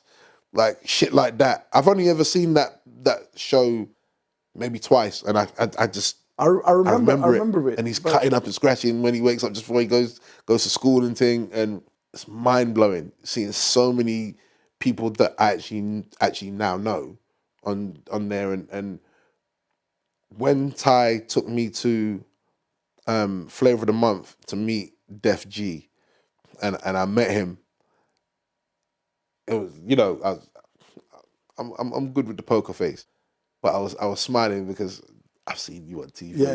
You're a fucking hero. What did that mean? Because, like, obviously when we were young, like we used to look at people on TV quite often and just kind of think, okay, these guys are kind of like gods. They're on TV. Same thing. So when you meet them, how does that kind of get you? It's weird because, like, wow, like even when, like I said, I saw Mell'O, and then when they came out of Red Records, it's like. But did you feel like a sense of they're normal people? Definitely with Soliheen, because he's kind of just quiet. He's quite abrupt as well.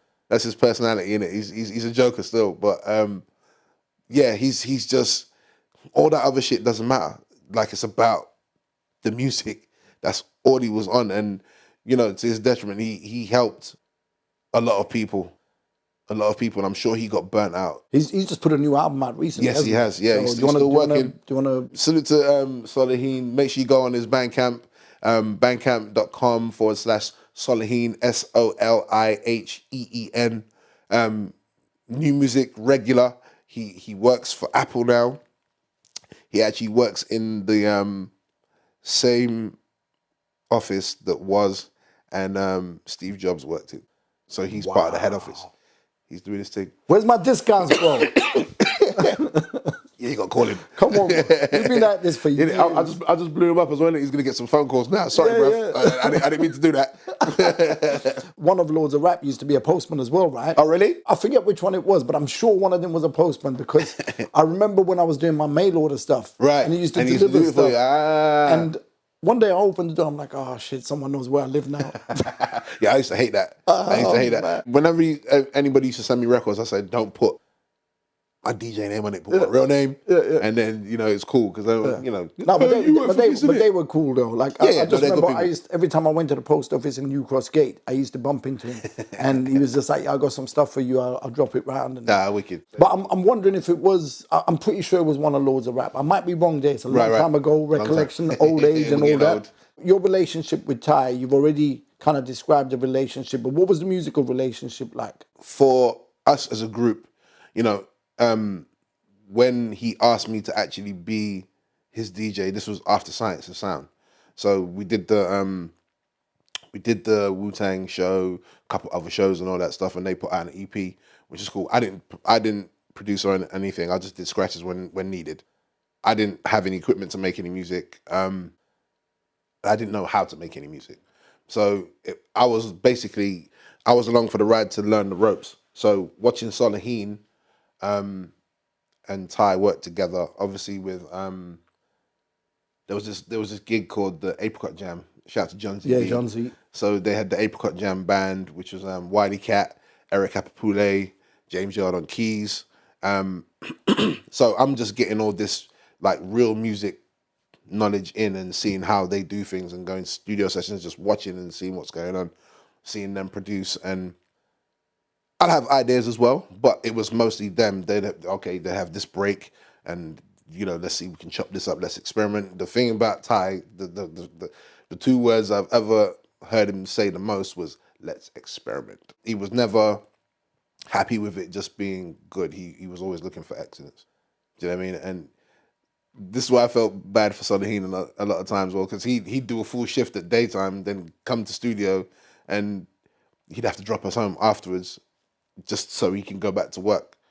But the let's experiment line was the one that I'm sure it stung him like it's done me, because I'm fucking falling asleep in there and shit. But he's there just like trying to edit samples and doing this take here, and let's do that again, let's do this one, let's write it again. Oh, I don't think it sounds right, let's go again. But he's searching perfection. That's how it's done. But it showed when you stand on stage and he's got everything down to a T. He knows. He doesn't even have to look back at me because we know what we're doing, and catch the cues and whatever. So, and then obviously we had Ted was part of the family as well. When I couldn't DJ, or if I was on backup duties, on hype man duties, Ted would DJ. So, because obviously we were chubby kids and shit. A lot of people seem to think that I Am a Don was the first single. No. Why do people keep telling me that it was I Am a Don, and I keep saying no? Because that wasn't a compilation. So I think the first actual release as ours. How long did that last? Because like pretty soon after that you disbanded. There wasn't an album. Well, we were working. Well, the album was going to be the Bear Mountain album, so it was following on from the Zones EP, the I'm a Don EP. So we were in the studio actively working, just trying to get it done. And Sandra Scott and RJ, who was Sentinel Management at the time, Sandra used to work at Tommy Boy, so that's how we were able to meet De La and all that. So we were opening for De La when they did a residency at Jazz Cafe in '96.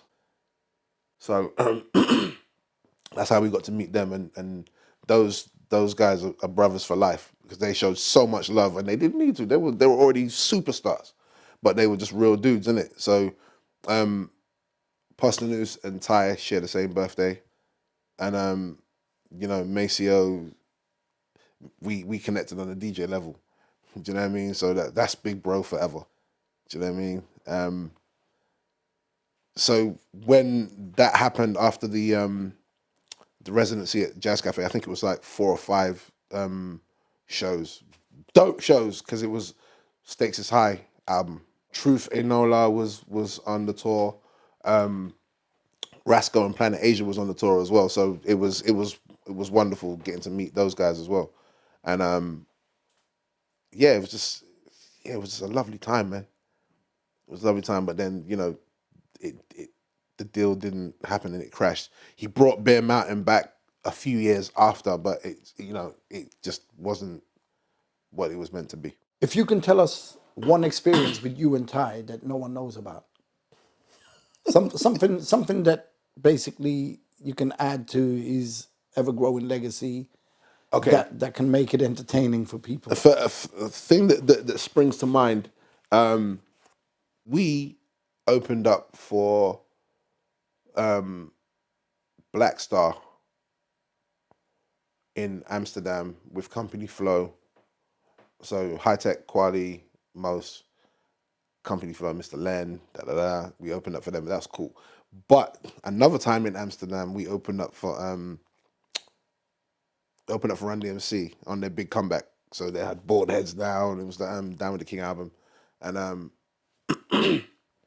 so Run DMC. The first record I ever bought with my own money was the Raising Hell album. Run DMC was my group. Couldn't tell me nothing about Run DMC. Their shows. Loved their shit. Yeah, bro. Like seeing them and we opening for them, I was like a little child. I was giddy. I was excited. So we opened up, and as I'm packing up my records and getting off the stage, DJ's playing, the house DJ's playing. I see Run and I think Jay. No, it might have been DMC. It was Run and DMC. They was watching, and then they was walking back to their thing. And our dressing room was next to this. So walking up, Ty's behind me, and I say, I wanted to just say hello to Run, because Run was the dude. Bro, hero. And I was talking to him, and in mid-sentence, he slammed the door in my face. Oh. Slammed the door in my face. Ty was behind me, tears, crying, with laughter.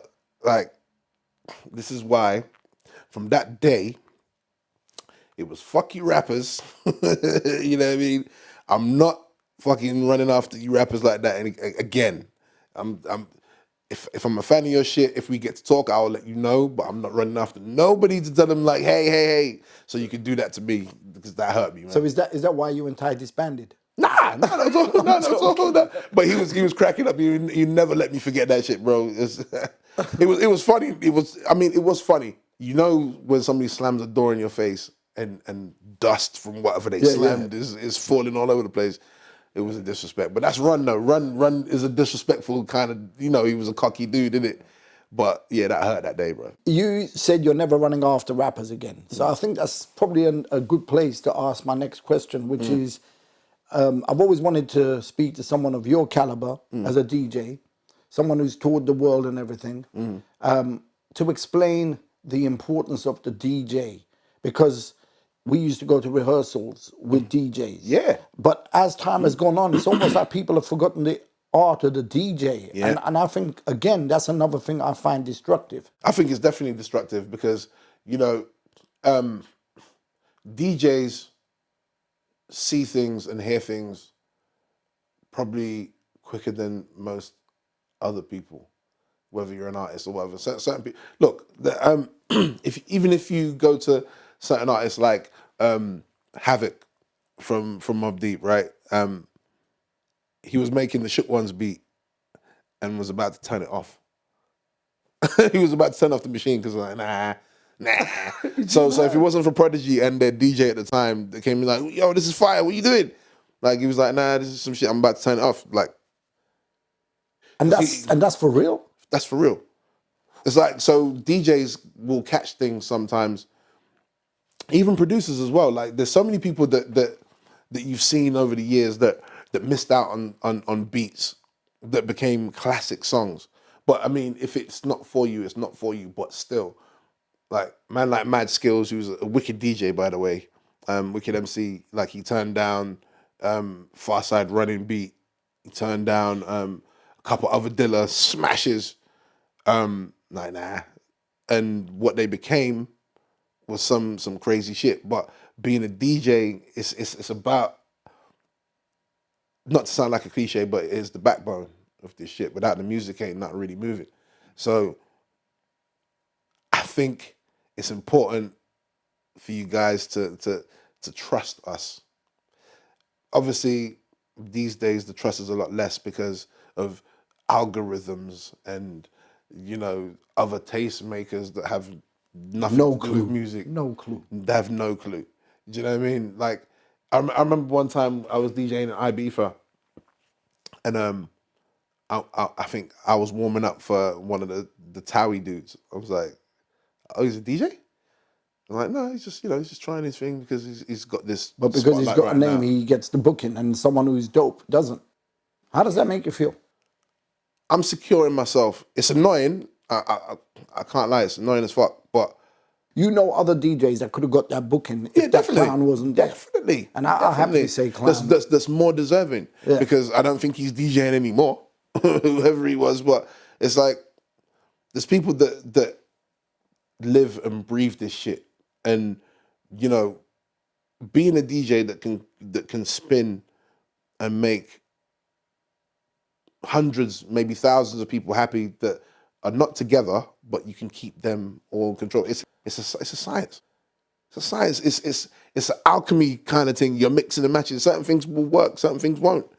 You know what I mean? But you've got to be able to, when you make a wrong turn, you'll be able to make that U-turn with music. Do you know what I mean? It's a skill that's the respect has not been put on it. You got to start trusting the DJs again. Have you seen that video clip that was circulating a couple of months ago where you see an audience of about 50, 60,000 people, everyone's going crazy. Then you see a DJ on the turntables from a distance. Yeah. Right? And you can see it from a distance. And the guy's like all like... He's looking busy. And then the camera comes over and there's not even any equipment on the table. Oh, he's miming. Oh my God! Yeah, I've seen that actually. A friend of mine, guy called oh my gosh, my guy from Queens called D Life. He had this saying called "Watch the dramatics." It means you're not really doing shit; you're just making it look like you're getting busy. Yeah. But yeah, that's shit like that. There's clowns everywhere, and they're always trying to undercut the DJ and cut the DJ out, especially even in late 80s and early 90s. When the DAT machines, people were just running the DAT because they didn't think the DJ was important. Yo, crazy thing. On the Science of Sound Wu-Tang UK tour. So I'm sitting in front of Jizza. So I'm on the bus. Raekwon's there. The only people that weren't there from Wu was ODB and RZA. So Meth was there, Ghostface was there, Raekwon was there, Deck was there, and Jizza. So I'm talking to him like, so your DJ, like what equipment does he use and all that, and like, where is your DJ? And he's like, we don't use DJs, man. And I was like, huh? What do you mean? But the disdain on his face and the way that he said it was like he didn't respect it. But obviously they've got Mathematics now that does a lot of the production for them, and he's a really good DJ. They needed that dude. It's important because we have to keep it running, because when the DAT stops or it malfunctions or the tape snaps or the instant replay don't work no more, then what you you need gonna that do? human touch in it. You need that human touch because, you know, we're humans.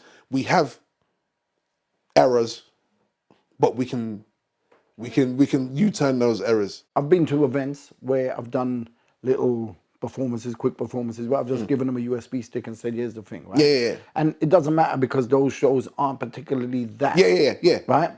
But then when you support it like Big Daddy Kane, you gotta have your DJ. bro, first thing, when Tony called me, and first thing he said, yo, do you want to do this? I got off the phone. As soon as the word got out, and Grass, literally, me and Grass called each other at the same time. Wow. Grass is like, Blade, I want to do that one. Wicked. Salute to Grasshopper, by the way. Salute. That was my first time ever meeting him. Oh, wicked, man. Wicked, man. Yeah, Like, no, salute to him, he's such man. a good dude, man. That's Yeah, like Ill my DJ. brother from, yeah, and he's my brother from another mother Wicked, for sure. man. That's the guy. You know, what ties to you is... Yeah. So it's that kind of thing. But yeah, I've been a bit baffled by how people don't see the importance of a DJ. Because first of all, the whole thing came into existence because of a DJ. Because of the DJ. Right? Yeah. But then what happened is everything kind of took its own shape and whatever, and everything went into... Big Money came in and they thought, oh, you don't really need that guy because we've got music here, it's fine. Yeah. But as well as that, it's like most of the DJs that I know would just be happy to get on the stage and don't care about getting paid. Yeah. They just, I just want to do the show, man. Yeah. And most of the rappers are like, I don't want to pay somebody because they ain't getting paid. When really, just make that call and say, bro, there's no money. Do you want to do it? Do you know what I mean? And most of the time it's like, and bring a vibe to the show. and that's what it is, because a machine can't really construct a vibe. Do you know what I mean? It's like, we're individuals and we bring certain things to the table, and I think it needs to be, I think they just need to fucking, respect the DJ a little bit more. And none of us are trying to be like celebrity DJs or, those kind of things. If you do that, that's fine. But you got to make sure you got the basics. You got to make sure you know how to read a crowd, to excite a crowd. It's peaks and valleys as well. It can't just be all hits all the way, because that's boring. People get tired and your night will end early. The most important set of a night is the warm-up, the opening set, because that sets the tone for the rest of the night. And there's nothing better than a team of an MC and a DJ, because you can feed off each other. You could have a plan on what you're gonna do, and you could change it in a split second. After one song ends, you're thinking, actually, we're gonna do this, and then boom up the crowd. Let's go play some tunes to get them hyped, and then get back into the show. Like, you can do that, but if you've got a DAT machine or somebody who is not really engaged, it's just gonna be dead. Because what you think might work when you've rehearsed 2 weeks ago might not work on the night. Somebody might play something that you're gonna play, like an instrumental that you're like the biggest instrumental right now that you wanna rhyme on. Someone might play that just before you go on. Same thing with DJs as well. Like, if you practice all your sets, I know we've all been guilty of doing that. I did that throughout the 90s. I practiced what I was going to play, blah, blah, blah. Especially with records, and then you'll get there, and then DJ will play half your shit. What I say to people when I'm DJing, I'm like, yeah, we're on a musical journey, get in the fucking car, let's go. Do you know what I mean? And like, just, there'll be certain things that you probably won't understand until the drop comes in. Just trust me in it. If you don't trust me, I'm gonna make you trust me. I'll give you what you want, but you're gonna get what you need also. A very big part of your journey was radio work. Yes. And from what I recall, I'm not sure if I got this right, but you had some kind of connection with Max and Dave that led to other things. I did touch on it earlier, but I didn't get to, because I talk and go all over the place. But because of Ted, he was obviously co-host on 279's radio show. Because Pogo was on tour all the time, who was Max and Dave's mix DJ, they approached Ted and said, do you want to do the mixes for us? He said, I can't, because I'm on Choice, and Numbers is my guy. My little dude here, he's all right, give him a try. If you like him, he'll be reliable. And that's, I got to do a mix. And I think it was the first time I was ever on live radio. Did a mix, went well. And you did that live. You didn't record it. I did all of it live. Yeah. Did all of it live. Mistakes or whatever. Like, it's irrelevant, isn't it? It's irrelevant. Right. It's like, again, it's the vibe. Rocking. It's the vibe. And that was in 1995, and I've been there ever since. So how long was Chubby Kids? Chubby Kids was just under like 10 years, like because it went through a few changes. So for Max and Dave era, I was doing their mixes for maybe a couple of years, and then there was a reshuffle. So I thought we were all fired, and then they asked me to do the show. Do you know what's mad? I knew about the reshuffle 8 months before it happened. Before it happened? Wow, that's crazy. I'll tell you off camera. Yeah, I need to know that shit.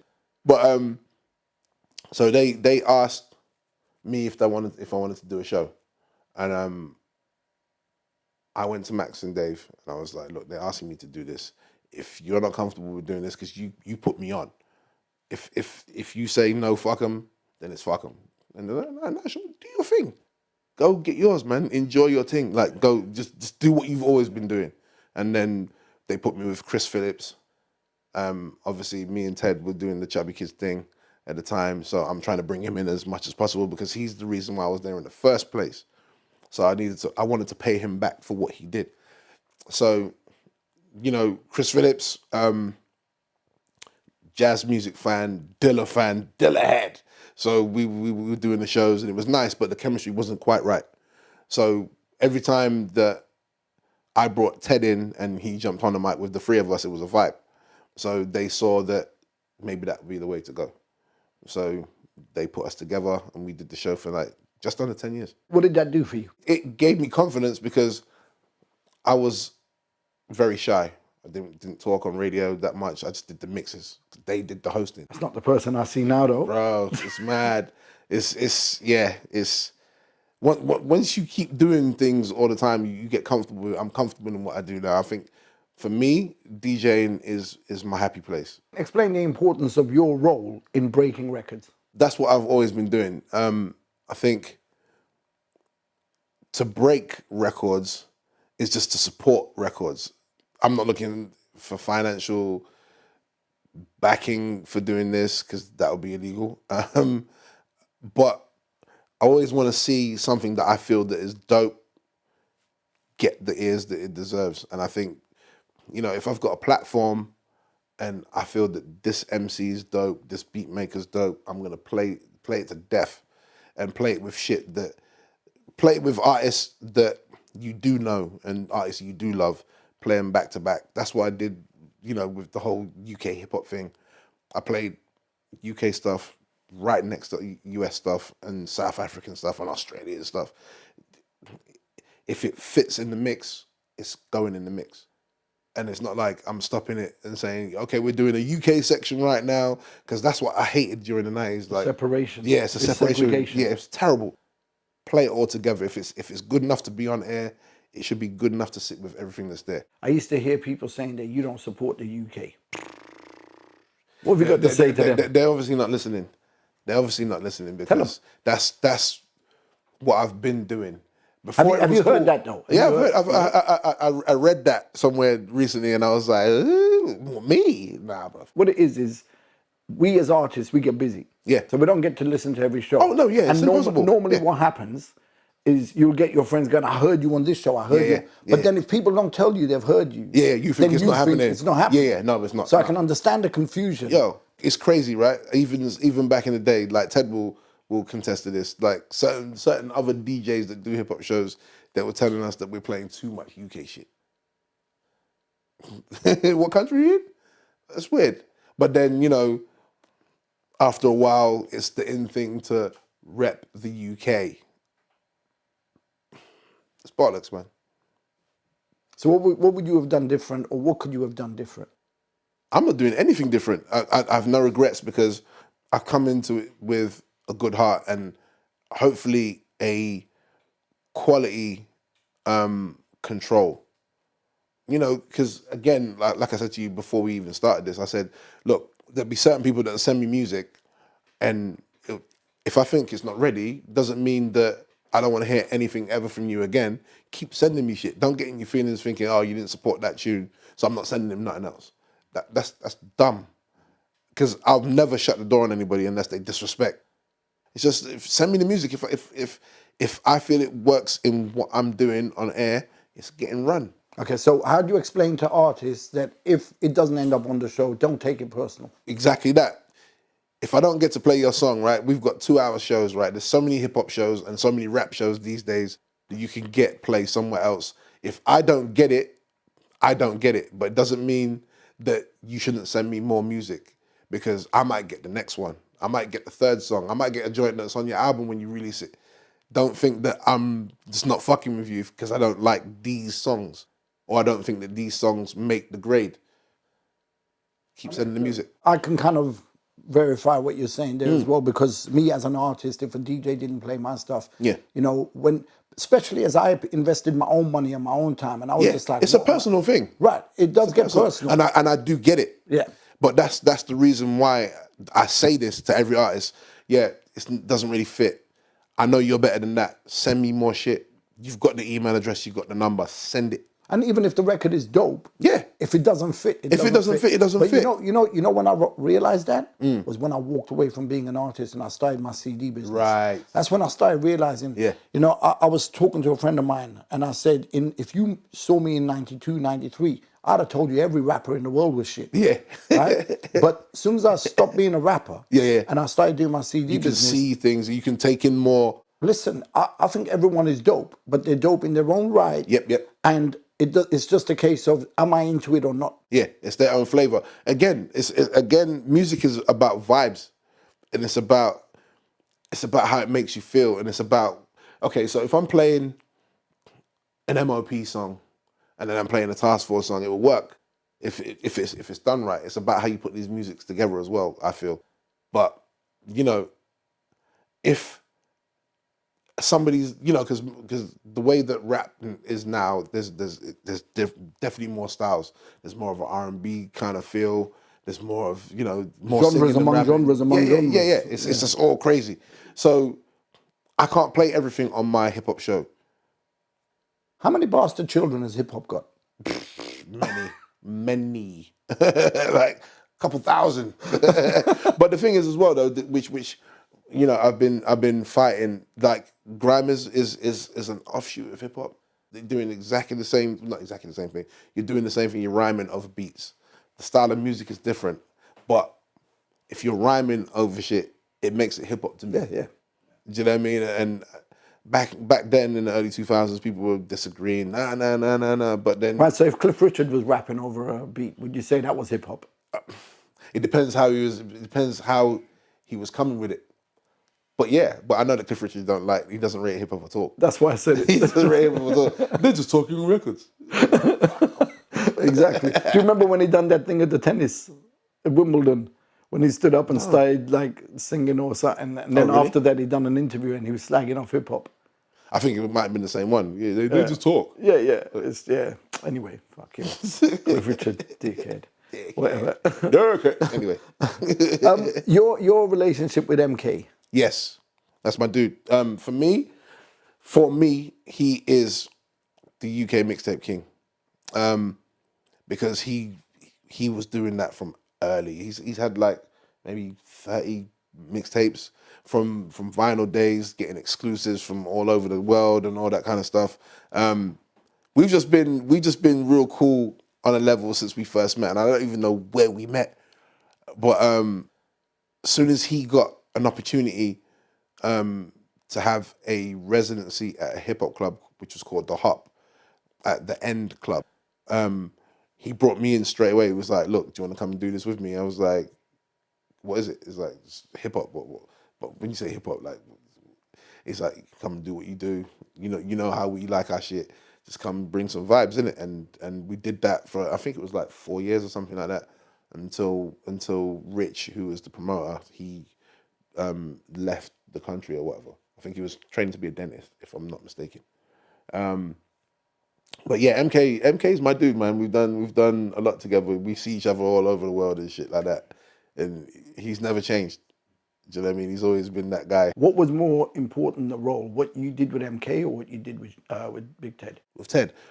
So I think, what do you think achieved more for the scene? oh, I don't know. I don't know if I can answer that for the scene. I don't know if I can speak for the scene. But I think what we did for radio, we brought comedy and banter. Me and Ted, we brought comedy and banter because Ted's a live wire. He's a nut. He's an absolute nutcase, and he's just fully hilarious. Do you know what I mean? He's just one of those dudes. When you open the mic, you just got to follow him because he will leave you somewhere. It's mad. But if you think about it, before me and Ted got on air together, everything was just kind of serious. Everybody was too serious for radio. It was so dry. But then we came in and we're just dissing each other, just talking shit. Bro, but if you do that now, social media, you get cancelled. Yeah. You can't tell. You can't do that shit now. But that's the banter though, isn't it? That's the banter. Like when you're friends, it's like you can say shit that you can get away with that you can't get away with total strangers. But with us, we kept it. We ran the fine line, and we even got in trouble at the station a couple of times. Because again, when you open the mic, that's you it. just got to follow gone. Ted. Yeah, it's like, you just have to, you know what I mean, hope for the best. But I think for me and MK, it's just an extension of that. Because I helped get him onto Kiss as well. Because I wanted to make sure that he was represented, because what he does, how he does his thing is different to what I do. I can't do what he does, and vice versa. So I think we complement each other that way, and it's about keeping the standard up. That's all it has to be. Just, can they rhyme great? Okay, fine. These people are all big right now. People are talking about them. Let's find an album track of theirs. You don't always look for the obvious single. Never. I've never been an obvious single kind of guy. I'll be able to spot the obvious single, but I'm an album track kind of dude. Look at Naughty by Nature. Yeah. Like, you know, they had the singles and all that, but for me, Guard Your Grill. Yeah, Knuckle Up. Do you know what I mean? Like all that kind of shit. Like I'm a B-side dude. I look for them the shit that doesn't really get played, but should be played next to these singles. And it's always the mission has never changed. Just look for the dopest shit possible. Do you know what I mean? And singles is usually dictated by the labels, and sometimes they get it wrong. And how did that lead into the role of you working on TV? Oh man, crazy. So Jolyon, who was the creator of Don't Hate The Playaz, he is a comedian, but if you see him online, he talks a lot of politics as well. He's definitely part of that kind of sphere. But he's a hip hop kid, basically. And I was DJing at a wedding, and I think it was me and Benny. When you say Benny, you're talking about Benny G. Yeah. So I'm at this wedding, and I see Jolyon. I was like, oh shit, it's my man for the TV, because I didn't know he was into music. Because I used to watch his The Revolution Will Be Televised, where they'd go up to MPs and troll them, basically. It just made them look fucking stupid.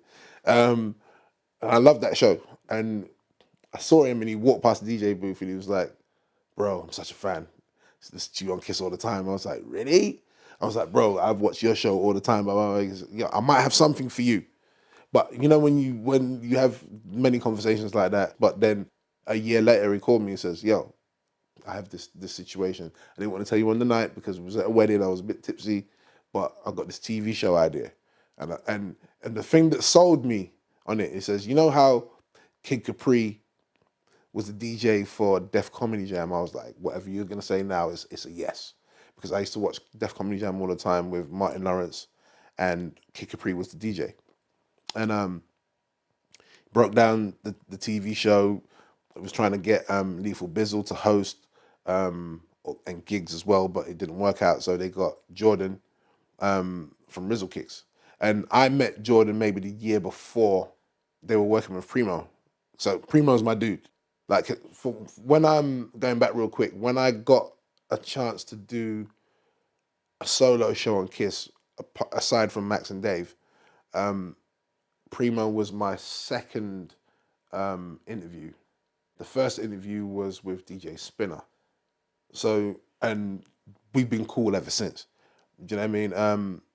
So every time that Preem comes over, if I've got time, he will say, I'm at the studio here, come link me. So he was working with Rizzle Kicks. I didn't like Rizzle Kicks music at all.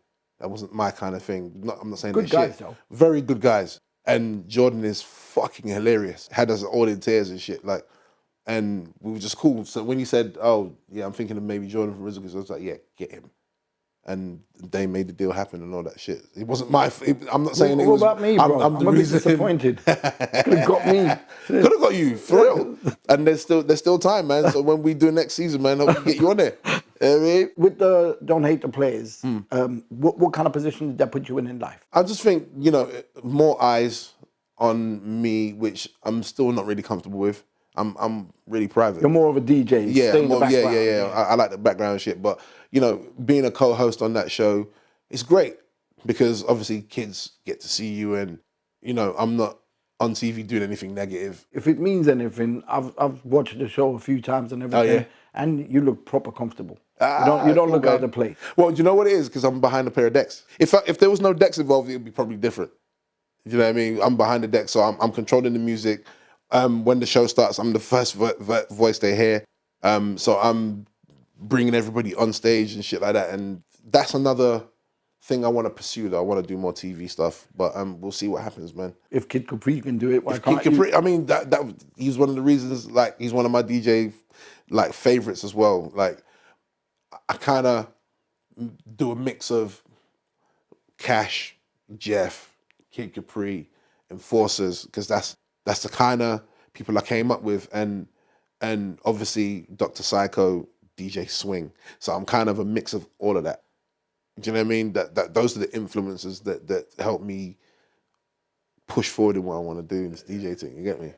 Yeah, man. Awards. Yes. You've won a MOBO. Yep. And you've also won, which one was it? The Urban. Yeah, you're amazed. I've won, not bragging by the way, I've won like 6 of those or something. Okay. For best DJ and shit. So why are you not bragging? You should be bragging. Nah, I'm not really a bragging dude. But again, like I'm from the era where let the work speak for itself. But you know, I think in this era you got to brag. But I'm just, you know, I got to know myself. What did you win the awards for? For best DJ, mostly. So the MOBO was in 2003.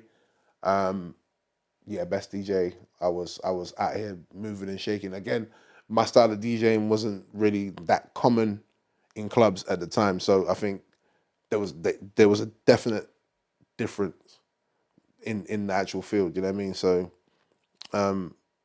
then I'm not sure when the first UMA was, but then I won like consecutive, and then didn't win one, then carrying on a bit. But yeah, awards are cool, but not really what you're in it for. No, not at all. It's good. I mean, I can show my mum. She's happy. She's proud. It's all good. Show the kids. Yeah, exactly. What is the biggest difference between DJing on radio and DJing in clubs? DJing on radio, I don't have to keep a crowd engaged and moving. Like, you know, if you're listening to the show, you're gonna, hopefully you'll enjoy it. What if they can suss that you're not keeping them engaged and they leave because they go, oh, fuck this? I mean, a club or on the radio, I have no idea. I have no idea. If I mean, I'm still there like 28 years later, so I must be doing something okay. Do you know what I mean? And watch me get fired next week now. Fuck's sake. Because if the figures were dead, I'd be long gone. So we should be doing okay. But in clubs, I think it's more of a human element. It's more of a connection as well. They, you know. But I'm cool though with clearing the dance floor. I'm cool with that because if I'm playing something new that they don't know, that's my job to do that though. Yeah. You're probably playing something that they don't know that they can't sing along to. But if it's again, please trust me. I'm gonna sandwich it in with something that you know, and then something I'm gonna introduce something new because I was gonna say, how many times have you had that situation where a DJ has done that? But they've known something's going to blow up, and it hasn't blown up till 2 months later. Fam, I'm going to tell you right now, like, I was resident at Ministry of Sound on a Friday night, this club called Smooth. Wicked night. So in the main room, they had garage, so they had, like, master steps, they had spooning, all that stuff, and then I was a resident in the bar area, hip-hop, R&B, dancehall. I cleared the floor with Snoop Drop It Like It's Hot for 2 months. But I didn't give a fuck. I was like, you got to be able to feel it. If you don't feel it, just give it time. When the video drops, it's going to be all you're going to ask me for. And that's exactly what happened. Playing in Australia as well, before the internet was really big, they were kind of like 6 months behind. So I'm going, trying to play Busta Rhymes, Give Me Some More in 99, and they're not ready for them time signatures there. They're not getting it, so I'm clearing the floor. But it's you just can't panic. You can't panic. You got to be able to just be steadfast and think. There's a reason why I've been playing music for this long. I have a kind of knowledge of what I'm doing here. So if you trust me, we're gonna have a great time. And if you walk, I'll get you back on the floor again. Don't worry, it's fine. Go get your drink. But you'll hear this shit in major rotations soon if you don't know it already. Just trust me. Yeah, and it worked. It worked. It's like, I mean, that's a great story, right? And as DJs, you can't just play what's big and that's it because you're just in the way. I used to be nervous about playing at certain times and during the night. Now I'm like, hey, put me on last, I don't care. Put me on first, put me in the main set, I don't care. I'll play around anybody that's there. Not play around like make them look stupid. I'll be able to construct a vibe more often than not. Do you know what I mean? But every day has bad days at the office as well. I'm not Superman. You know, shit goes wrong sometimes. That comes with not working out what I'm going to play.